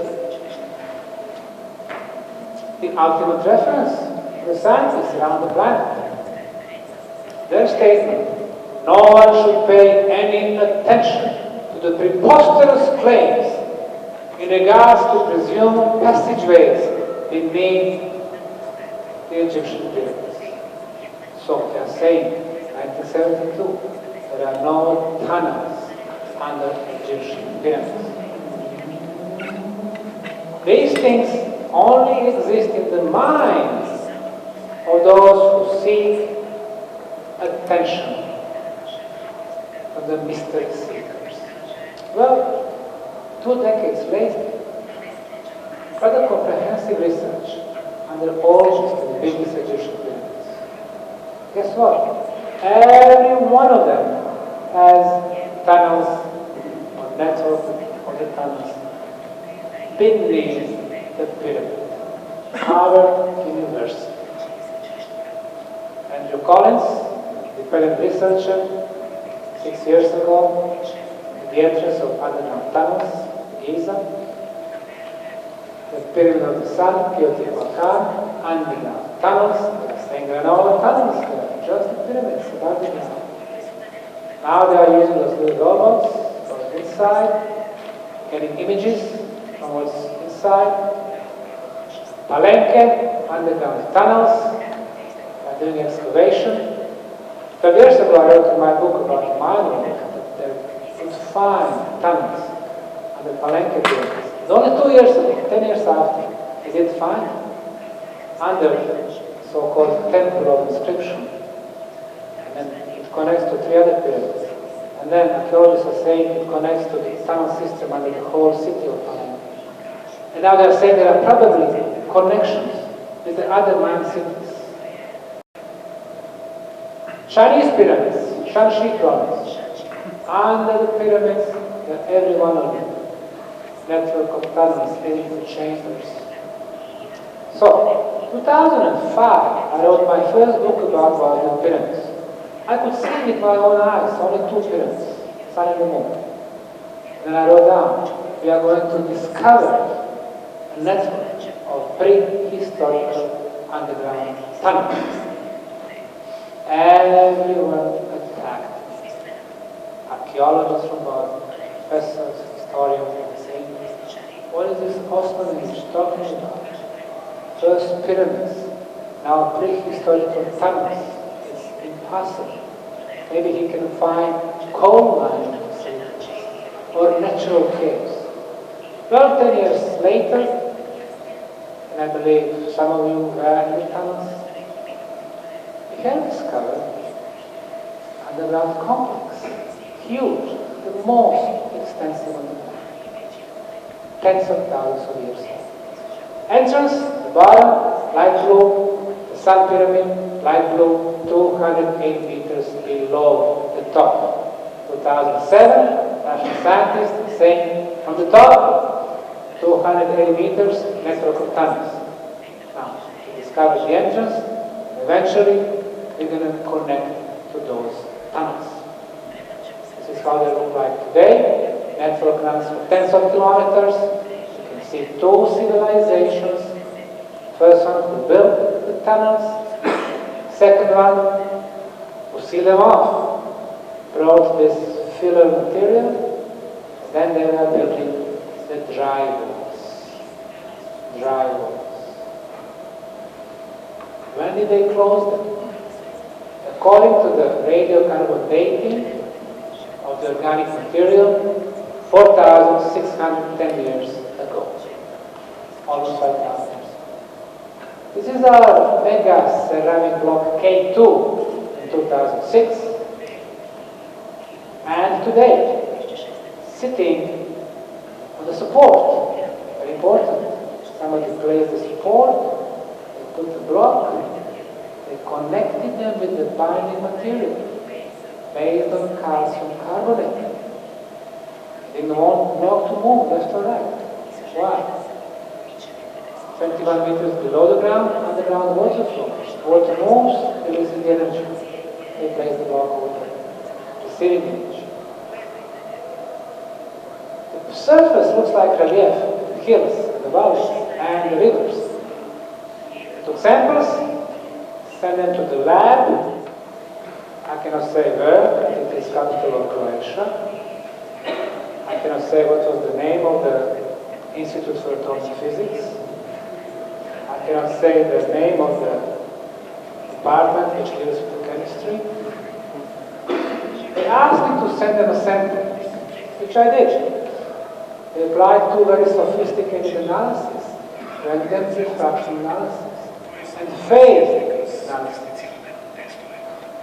And after they did it, they said this is definitely ceramic material, an artificial material, a synthetic material.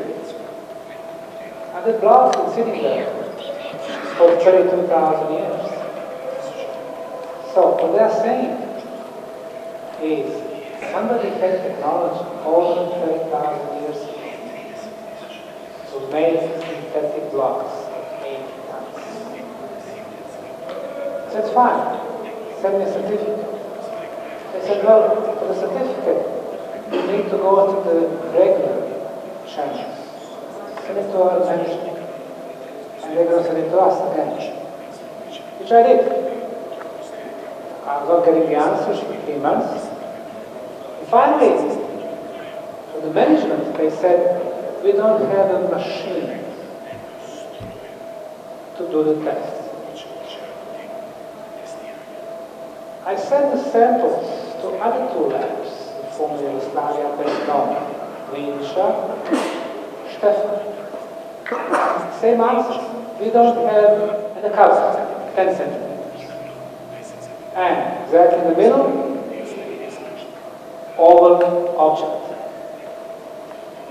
Not air, not water, not ceramic, not metal, mineral. Most probably quartz crystal. So what do we have here? 22 meters below the ground, underground water flow. Releases the energy, hitting the quartz crystal. It starts working. It is surrounded by ceramic. It starts resonating, generating an electromagnetic field, which can be measured by our scientific instruments. And we measure 28 kilohertz, which we found through the tunnels on the top of the Sun Pyramid, and 7.83 hertz, the best frequency, the best energy field for our body, as Schumann has just. What we are looking at is a technology to produce certain frequencies. And then we are coming to the third element, scientific aspect. We have energy aspect, and now spiritual aspect. Go there, you can feel energy going through your fingers. You can see it tingling, hot or cold. And you realize that you can feel those energies. It's all true in the past. Our bodies were the best instruments. We could feel negative spots or positive spots. That's why we build our homes. Today we lost that ability. Nobody teaches us. We don't go to the field schools, the megalithic sites. We go to our schools, and they make us limited. Animals have those abilities. Just look at the cat. The cat is attracted by the negative energy.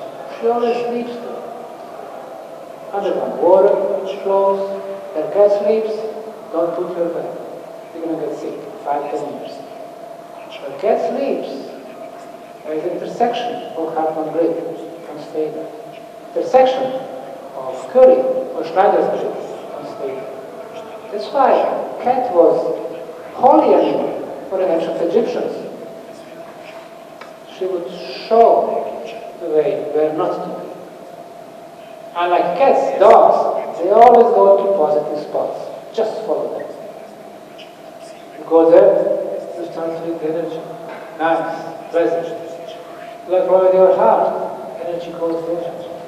With your back, you can see beautiful feelings in your back. Balance with water. Water, very important.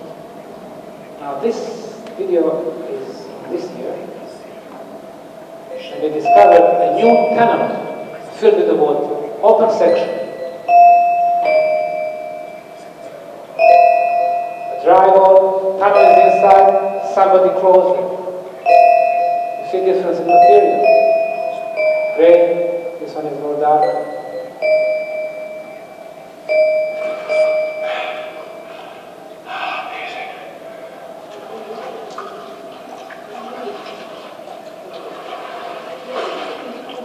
Discovered it, we found a solution, archaeologists,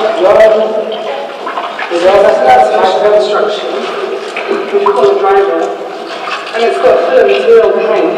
You can see the consistency of the material, that it's not naturally there, it's interlaced there.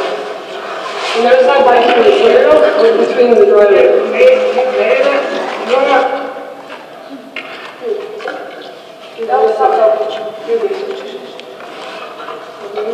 Sad je bilo to, evo ga sad iz sjeverno isto pokazuje se.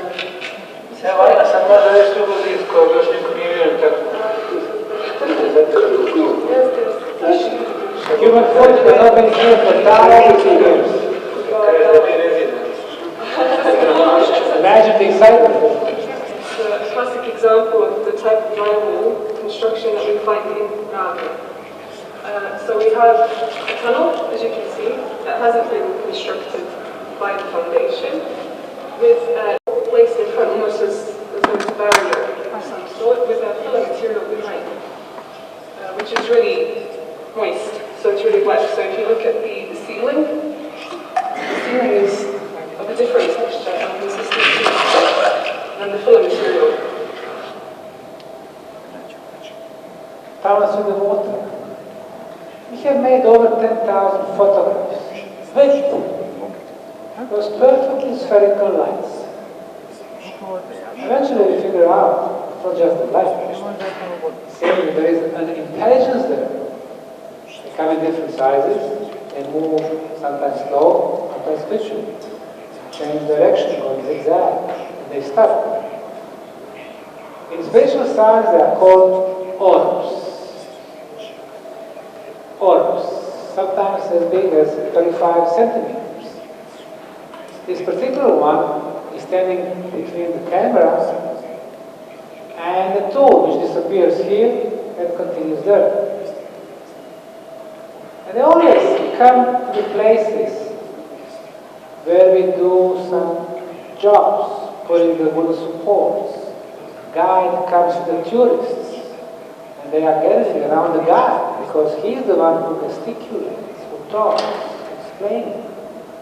And we find them rather supportive. They are very joyful. Orbs. This gentleman from Switzerland, which I mentioned earlier, the one who sold 62 million copies of his books, came to visit us, Eric von Däniken, last year. So we've been in the tunnels for 3 hours, explaining him and explaining him. And he's 79-year-old, and he's thinking about when he's going to get out finally. They're going to bring two archaeologists explaining him, and on the camera of his assistant, he can see a lot of flying orbs. You see how they're coming from the side tunnels? Sometimes go quickly, sometimes slow, how they change directions. We cannot see that with our naked human eyes. Our range too short. They don't need it. They don't bring their people. So, they brought their guys and they filmed only one scene. Those two guys were running out. Also coming, hundreds of them now. And they were saying, Osmanagich is making the tunnels himself. Everything will collapse. That's what it is. So when they I'm talking to organic can, and he's thinking, my God, when he's going to finish, I'd like to light up a cigarette. All right, now another newly discovered tunnel. I'm there with my dog, Sunny. Let's see what's happening. My little explosion. My lady. Look how many orbs are coming from the tunnels. We don't see them. Again, they are uncovered.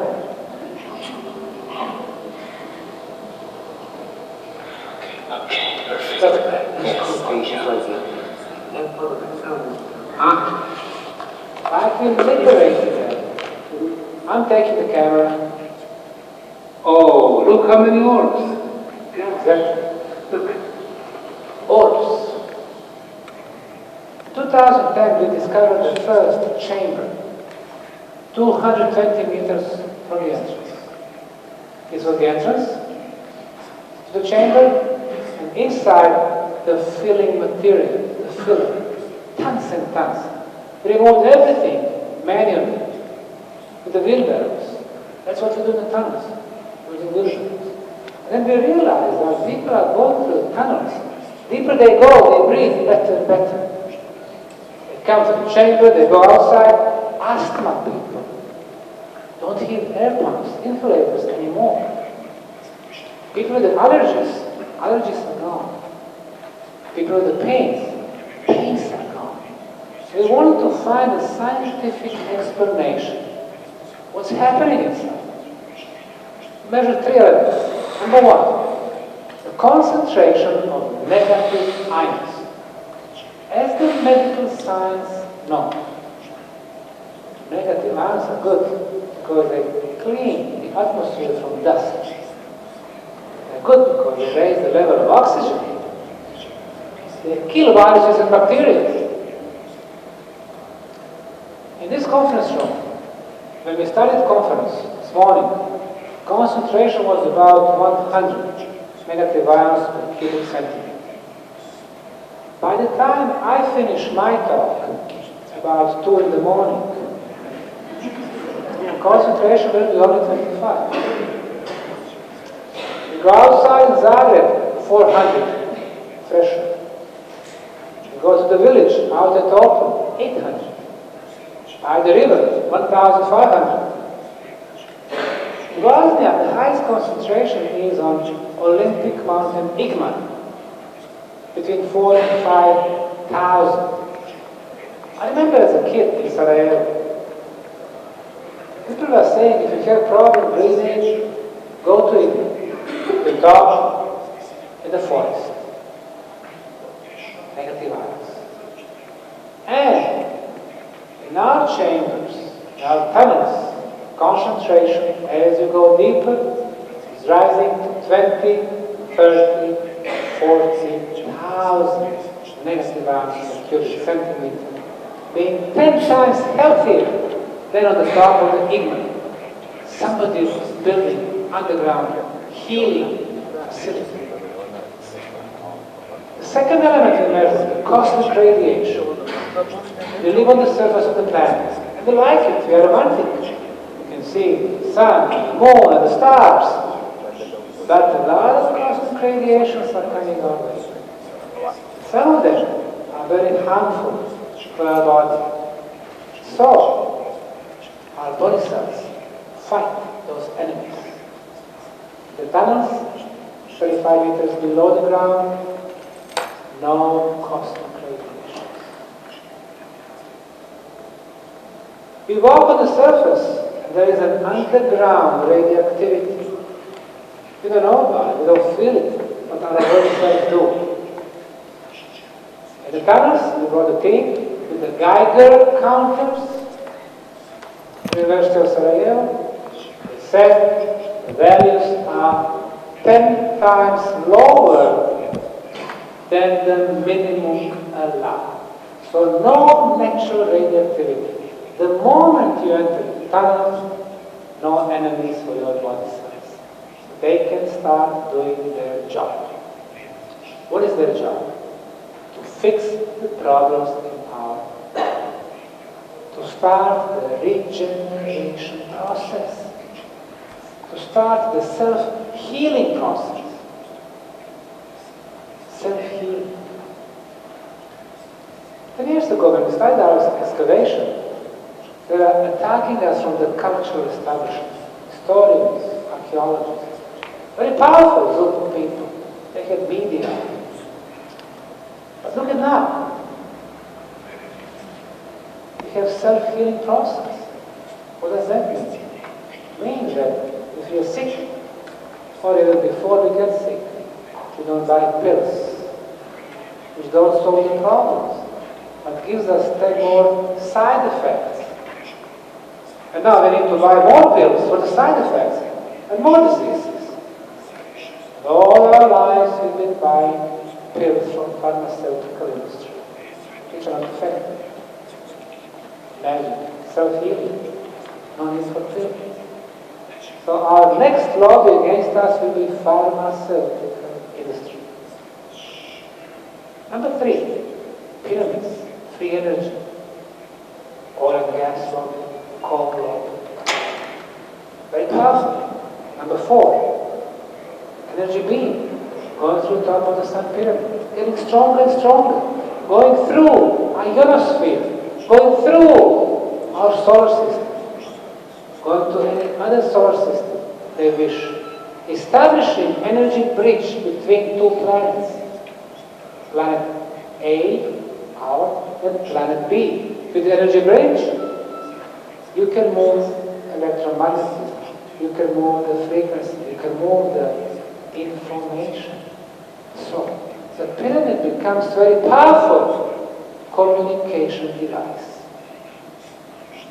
Now, that will get some attention from NASA and other agencies. So, the number of those elite groups who are against us will not be small, short, be bigger and bigger. So we are not for an easy ride in the future. But life is an interesting game.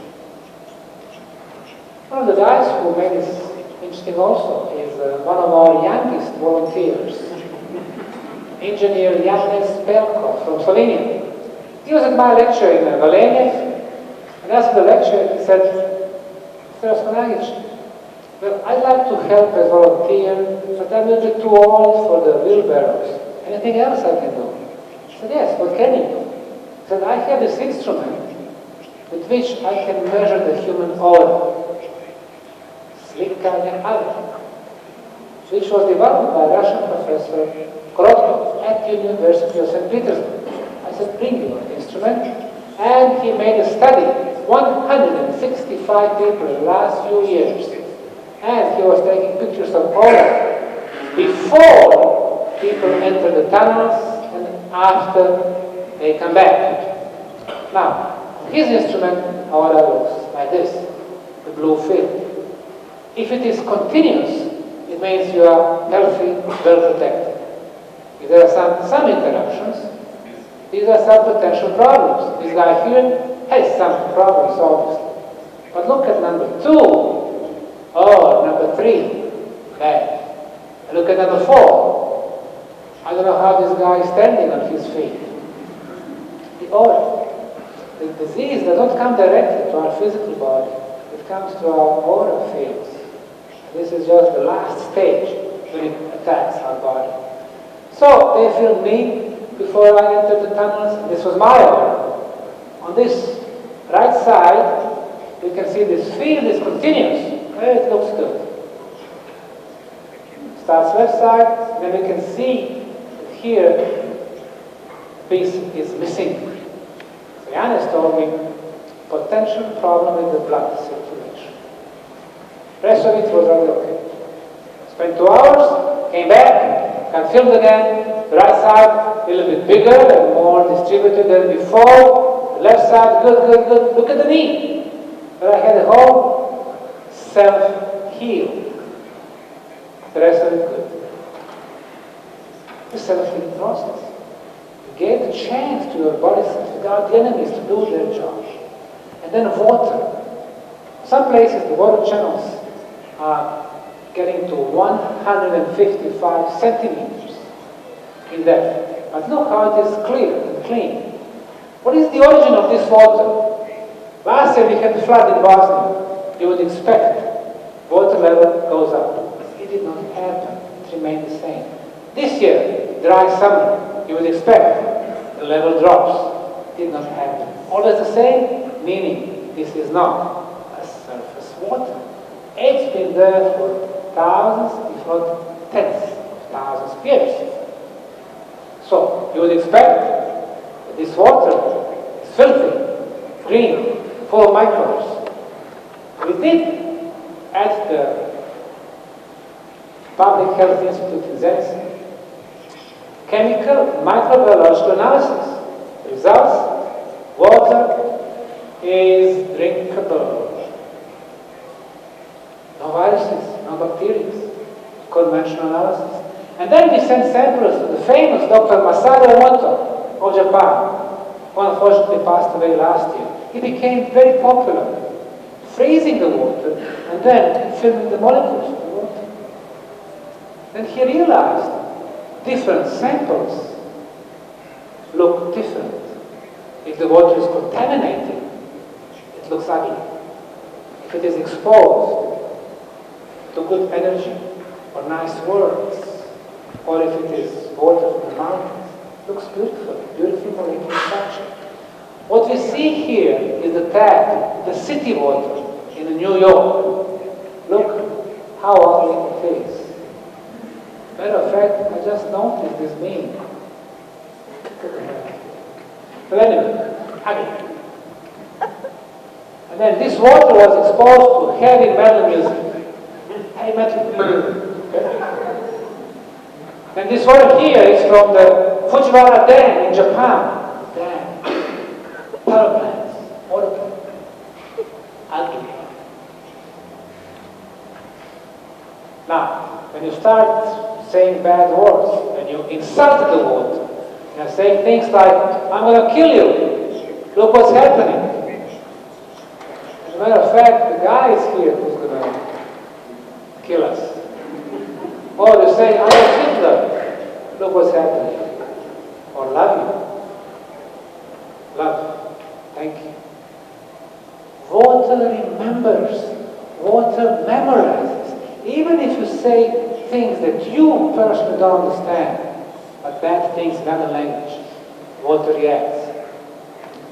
Because water speaks more languages than we do. Lake Biwa, ugly, contaminated water. The city water in Visoko, bad. Like the oil on the sea surface. Now let's see how the Bosnian pyramid water looks like. It creates a hexagonal structure which is very regular. The same like thank you or I love you, mantra of love. Look at those crystals, like Christmas trees. This water is energetically alive. This is a happy water. Because it's been exposed only to the good stuff. The best electromagnetism, 28 kilohertz. The levitation ultrasound. The best original Schumann resonance. High concentration of negative ions. The pyramid energy. So, purpose of pyramid energy. Let's combine spiritual and physical science. So, from the book, Ancient History from Beyond the Veil, Akashic Records Experiment, question about underground labyrinth, video number 1. They use material from the tunnels to build the pyramids. Logical. Remove the stones, pebbles, rocks, and use it to make the concrete blocks. Link between the two. There was ecology to it. The tunnels are like the rays of a sun. There is a chamber in the center which is more an open space. There are different levels of ceilings. Right now we discovered only one. By the next spring, 2016, you will hear about the second one. You are not the first one to hear this. Video number 2, beneath the pyramid tunnels, they are talking about the water. They got a lot of their resources from under the ground. The tunnels were for those who were working with the energy. Certain people who travel into pyramids through these tunnels. What does this mean? You notice that the deeper you go, with better negative ions, higher concentration, the vibrational level of the tunnels is higher and higher. You clean your body, physical, and also mental and spiritual. You're becoming. It seems that the idea was, once you get to the pyramid, you have to be absolutely pure, physically, mentally, spiritually. With number 3, the tunnels were filled with rocks to keep people from getting inside. There is a very deep cover that connects to a covered system under the earth. There are beings that are not coming up for some reason. And number 4, I see beings walking into the tunnels. Down deep, they actually live. They close the chambers off. You knew that they had hidden a certain type of technology that we cannot understand. The Bosnian pyramids, the tunnels, they are not about the treasure, about one dead body, they are about technology. Because this is worth the most.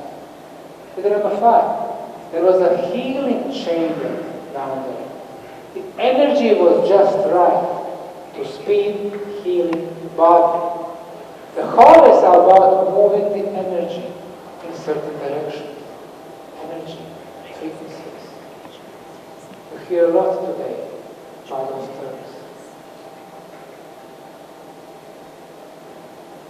Figure number 6. There is a main room. You'll find artifacts, symbols, structures. The tunnels were closed by the later generation, but now it is time to discover this. Figure number 7. Tunnels have purpose to save life. There are different levels. A lot of tunnels. Water was not good at the time, so the pyramid energy was cleaning the water. They had generators for water cleaning, crystal, gold, ionization air, bioproton, whatever it means. They were removing aggression. They would come down to the pyramid energy.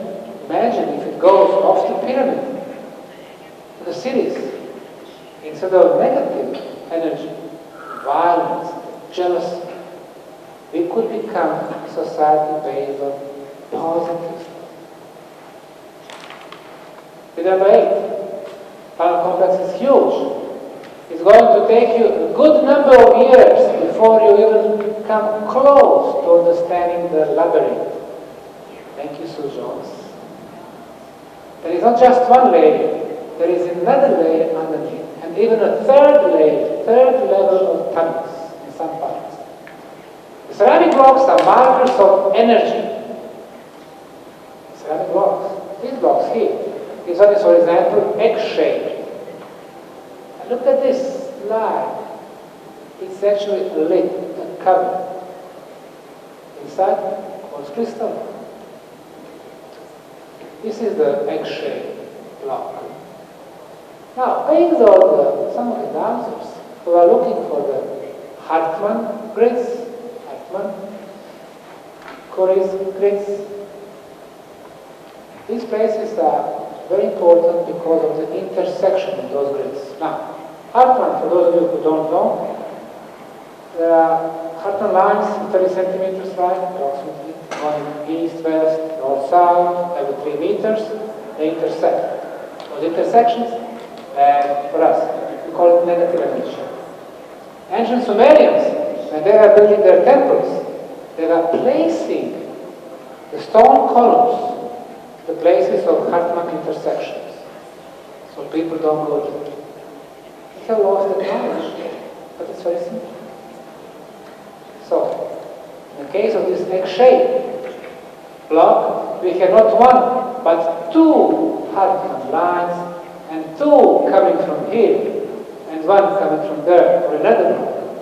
So they purposely position this egg-shaped block above very powerful energy place. Not just one line, Hartmanns, east, west, north, south, but the other ones, curves, they run diagonal, and they intersect. Two lines here, one line here. A powerful place, which then later creates a vortex. Vortex, which is connected to this other block. Energy frequencies. Our block K1, 4 tons. Could you order?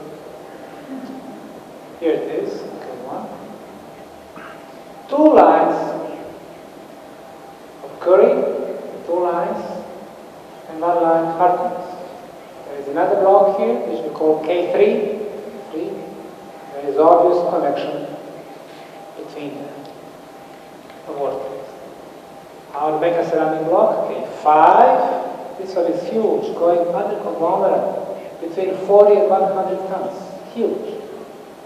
He just started working there. It was exhausting for him because he found 3 Hartmann lines intersect by 1, 2, 1. Very powerful place.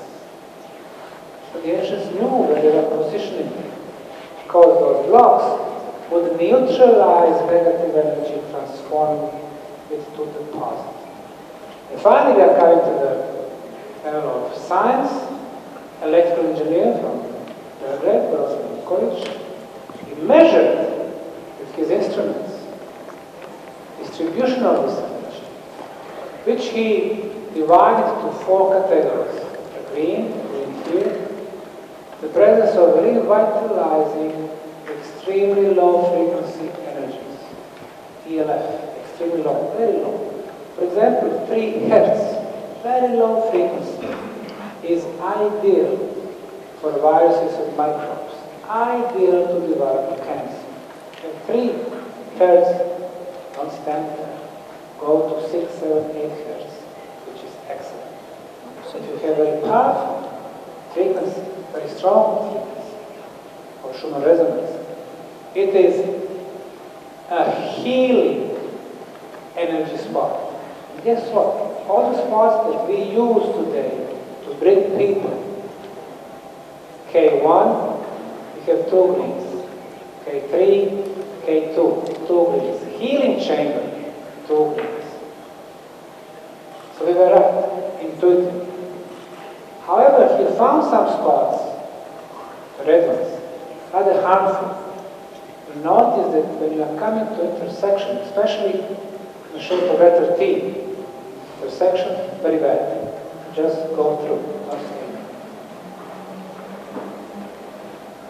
In the last 10 years, tens of thousands of tourists every year comes to research. So far, probably close to 500,000. Changing the image of Boston. Our friend Michael Tellinger said the other day, wherever he goes, when he mentioned the word Bosnia, the first association, Bosnian pyramids. What's the word anymore? Good stuff. Tourists from 80 different countries coming to see us. They're laying on the Sun Pyramid. But all these blocks getting charged with the positive energy of the pyramid.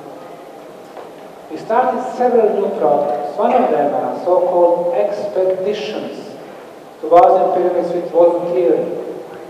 We show our guests different sites, logical, the beauties of Bosnia, Kravice waterfall in Herzegovina, megalithic site of Darson near Stolac, Dervish House, Teki, very powerful natural spot, Blagaj near Mostar, Bolna exactly, Stečac. So once they see that, they get the tools in their hands and they start working with us. start the process of discovery with us. Having fun at the same time. The pyramids in the tunnels. A guy from Holland, Norway, Bosnia, United States, Russia. He come to Bosnia, we ask them always, why did you come? What makes you come here? They tell me the same thing.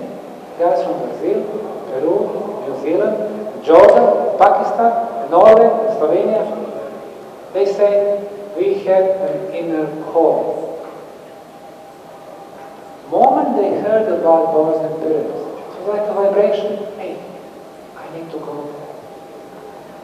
there. They came. There they are in the tunnels, underground. September 2nd, a few days ago.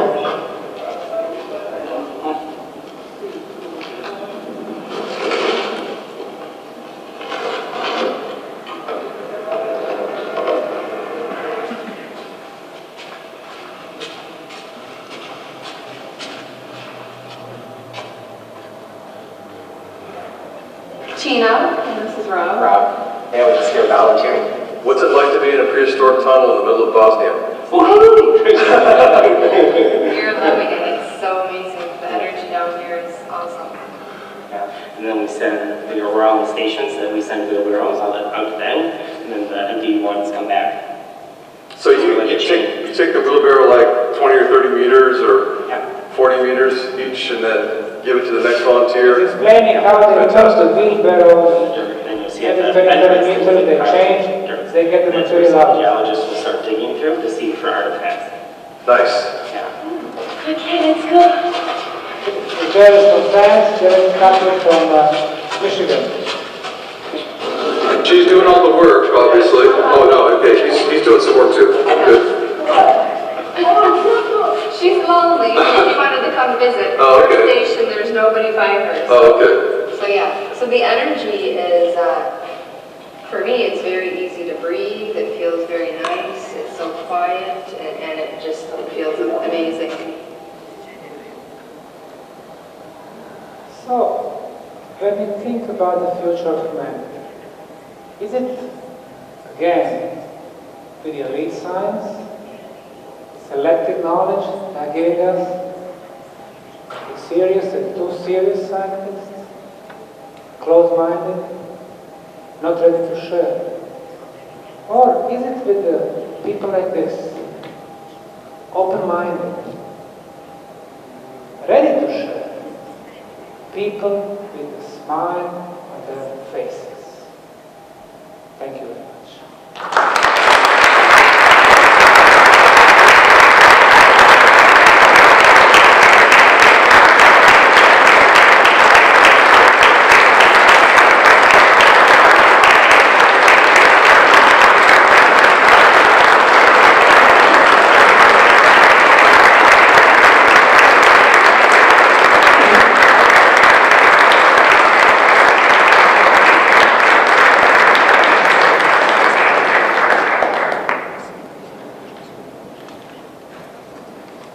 If you don't need to go home, I can take a couple of questions. Any questions? Yes.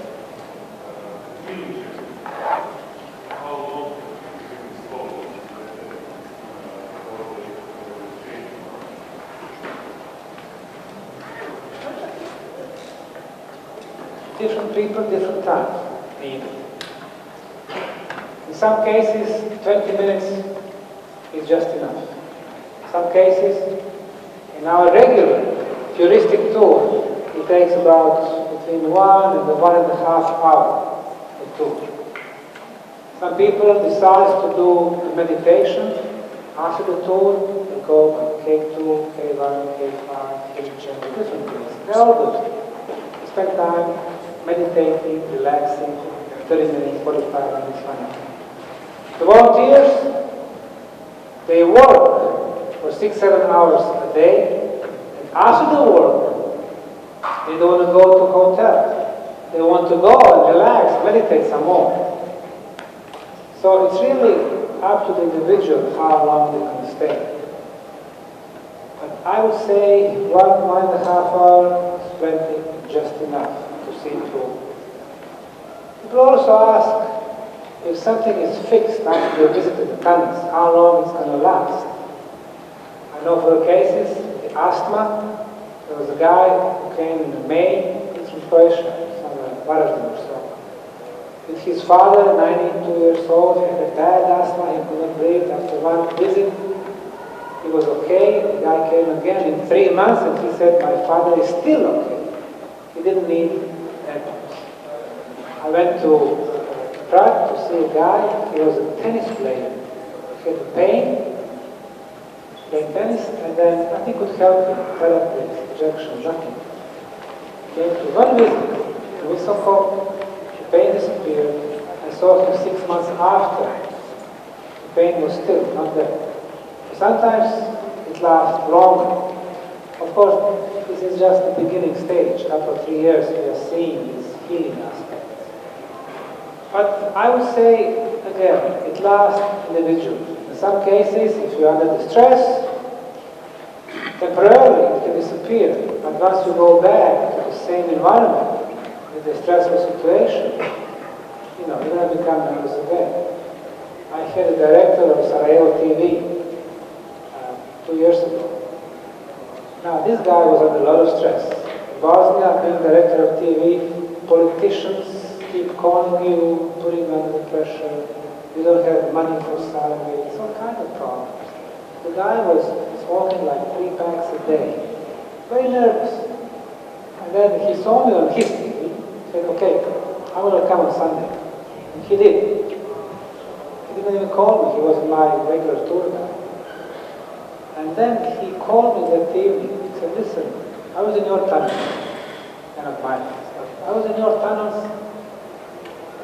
And after the visit, I don't have urge, to smoke cigarettes. I'm not worried about anything.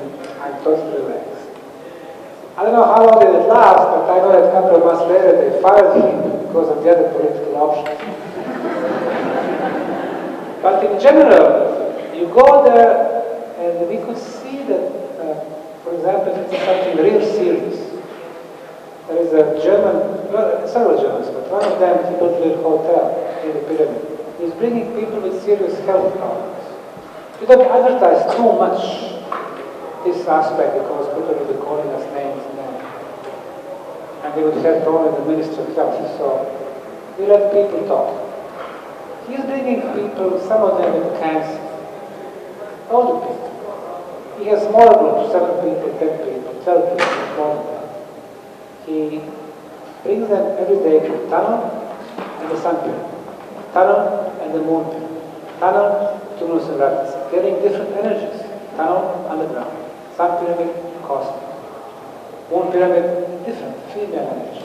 Right? So, being exposed to this energy and at the same time going to the tunnels, relaxing, meditating, giving support to your immune system to fight disease. The results are excellent. And I was telling you about a couple of cases, cancer, medical experts are not giving them 1.5 to 2 months to live, and after 2 years they are still around. So I would say it is individual, but the more intention we put into it, the better results we have. On the aura, we learned that. We were filming people before they entered and after they came back. And we would not tell them why we are doing that. But we could see 85% improvement. No improvement, 10% are permanent workers, because they go every day, and some of our volunteers. 5% worse results, people who are skeptics, who are against this, who are and wearing the plastic materials, PVC, instead of cotton. Several elements important. The biggest aura improvement was in the case of a student from Zagreb.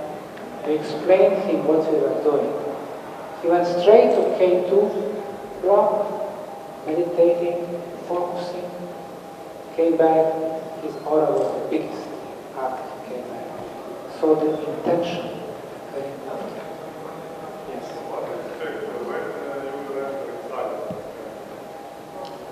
From the tunnel entrance to pyramids, 2.5 kilometers. So far we cleaned 1,400 meters. But not straight line, circles. So basically we shortened the way for about 600 meters. So still 1 kilometer, 900 meters. If we continue this pace, it will be another 35 years.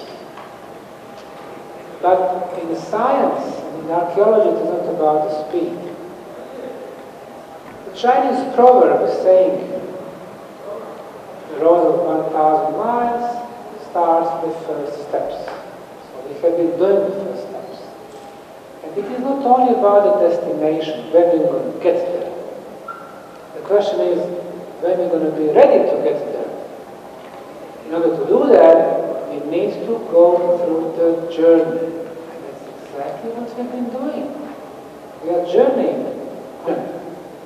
So when people come to me and they say, hey, you probably won't be alive, won't be around once we get to the pyramid. I said, it doesn't matter. We are scientists. Try to do everything right. If, imagine, we had open way to the pyramid, we would never measure concentration negative ions, energy phenomena, Schumann resonance. We wouldn't care about it. We would never measure this water structure, molecular, because it would not be important for us. For us, it would be important, oh, there is a way, let's go. It's not about the destination, it is about the journey. You get to your destination, you are absolutely ready.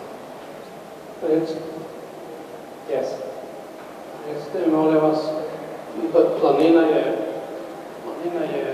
prekrivena šumom, humusom i ispod toga su oni veliki blokovi ploče.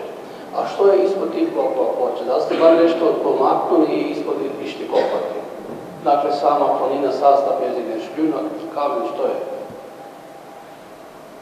1955. Jugoslovenska narodna armija je vršila geodetska mjerenja i nazvala piramidu Sunca brdom i stočicom.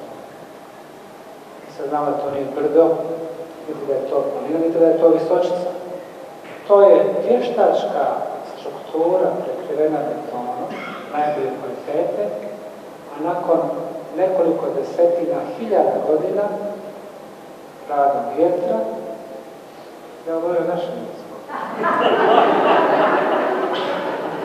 Tako i treba. Okay, I apologize. So, što je ispod blokova? The question was, you have this vegetation, the soil layer, blocks. What is below the blocks?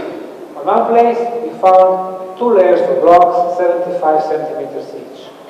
The other one, 4 layers, 45 centimeters, 45, 40, 45, 45. 4 layers of blocks. Below is clay. Why clay? Because clay is the binding material. And also, clay is waterproof. Clay is thermal insulation. Clay is sound insulation. Clay gives flexibility to the structure. In the case of earthquake, the structure does not collapse, dances, and then reset. So, blocks, clay. Below the clay, 2 rows of blocks. Below blocks, clay. Below clay, sandstone blocks. And they are all laid out at 45 degrees. Pyramid, 45 degrees. 44, 45. Now, we went as deep as 18 meters with the core drilling device. And these are different layers that we are discovering.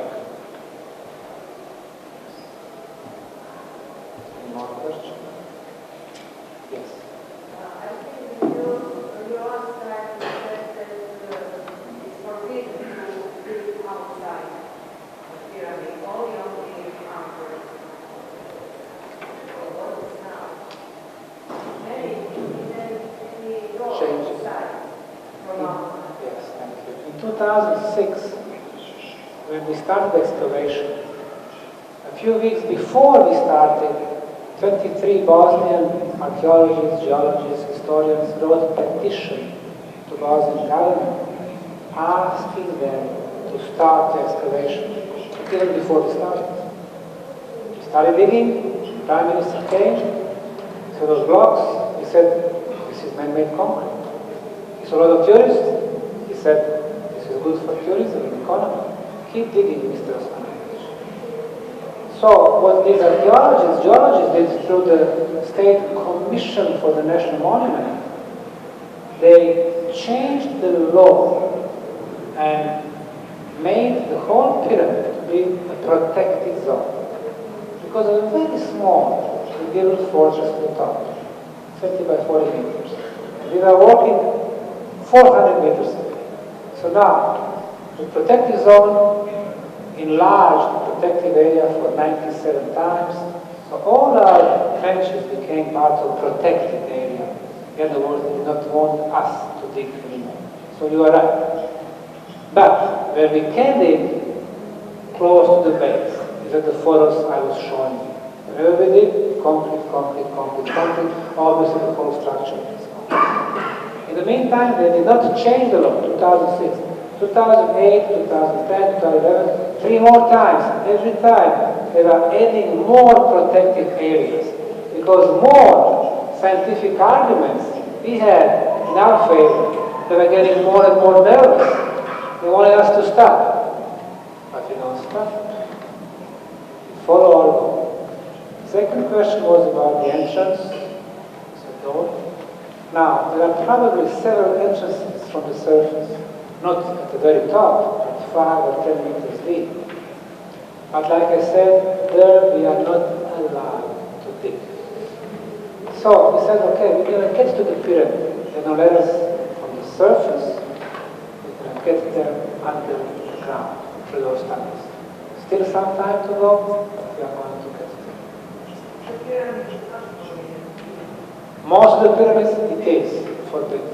They don't let us through. Most of it. Very. I can show you exactly where. There and where.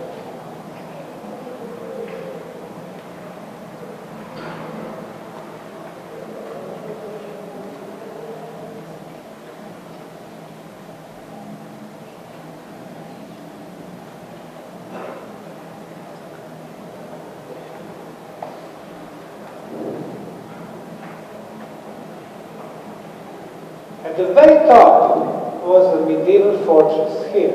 It's like burned out, 20 by 40 meters. Very small fortress. For 550 years it was neglected. Nobody's been doing anything. The Ottomans destroyed it. And we were working here. Our archaeological digs are here. Several areas here, and here, and here, so on.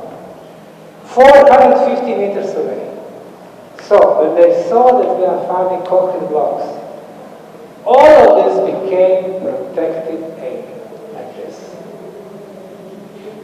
So we can dig a little bit here, a little bit there, a little bit there. So at the base we can dig.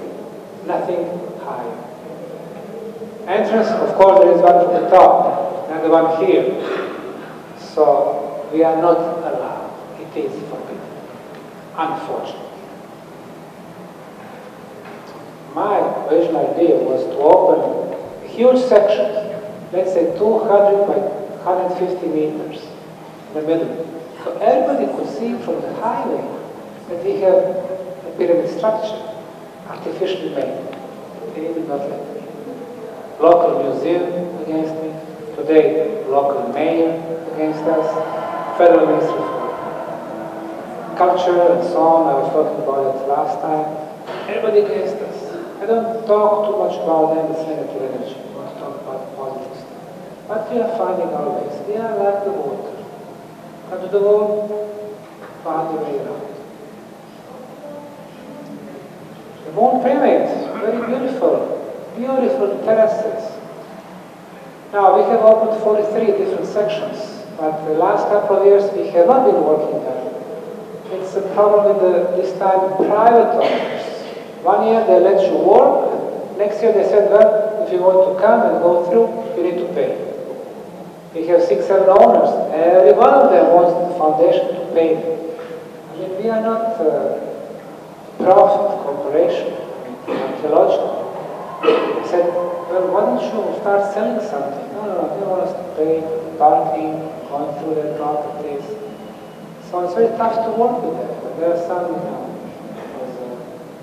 unlicensed guides, speak languages, scatter publicity really. So it's tough. Sometimes it's tough to work with these people. When they see a chance, they try to blackmail.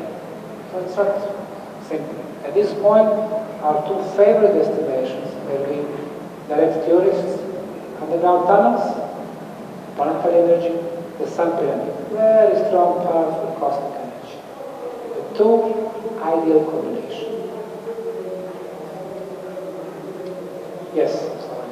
Can you say a bit more about the second level? No. I said it's great. I'm getting hints. You know, discovery. There's no secret there. They're not there. But I'm guessing where it might be. I'm hoping to find it. So next year, when we go there, I'm hoping to have 2 levels. At least the beginning of the second level. But then again, private lands, have to make sure that we do it right this time. Anybody else? Well, I want to thank you for coming today. Tomorrow, our little crew will go to Batya.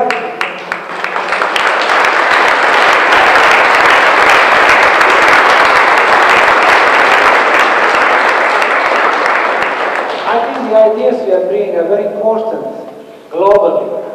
And our experience is telling all of us that once you have a noble goal in front of you, once you have the scientific argument on your side, while you have your dream to follow, just stick to it and go and never stop. Thank you very much.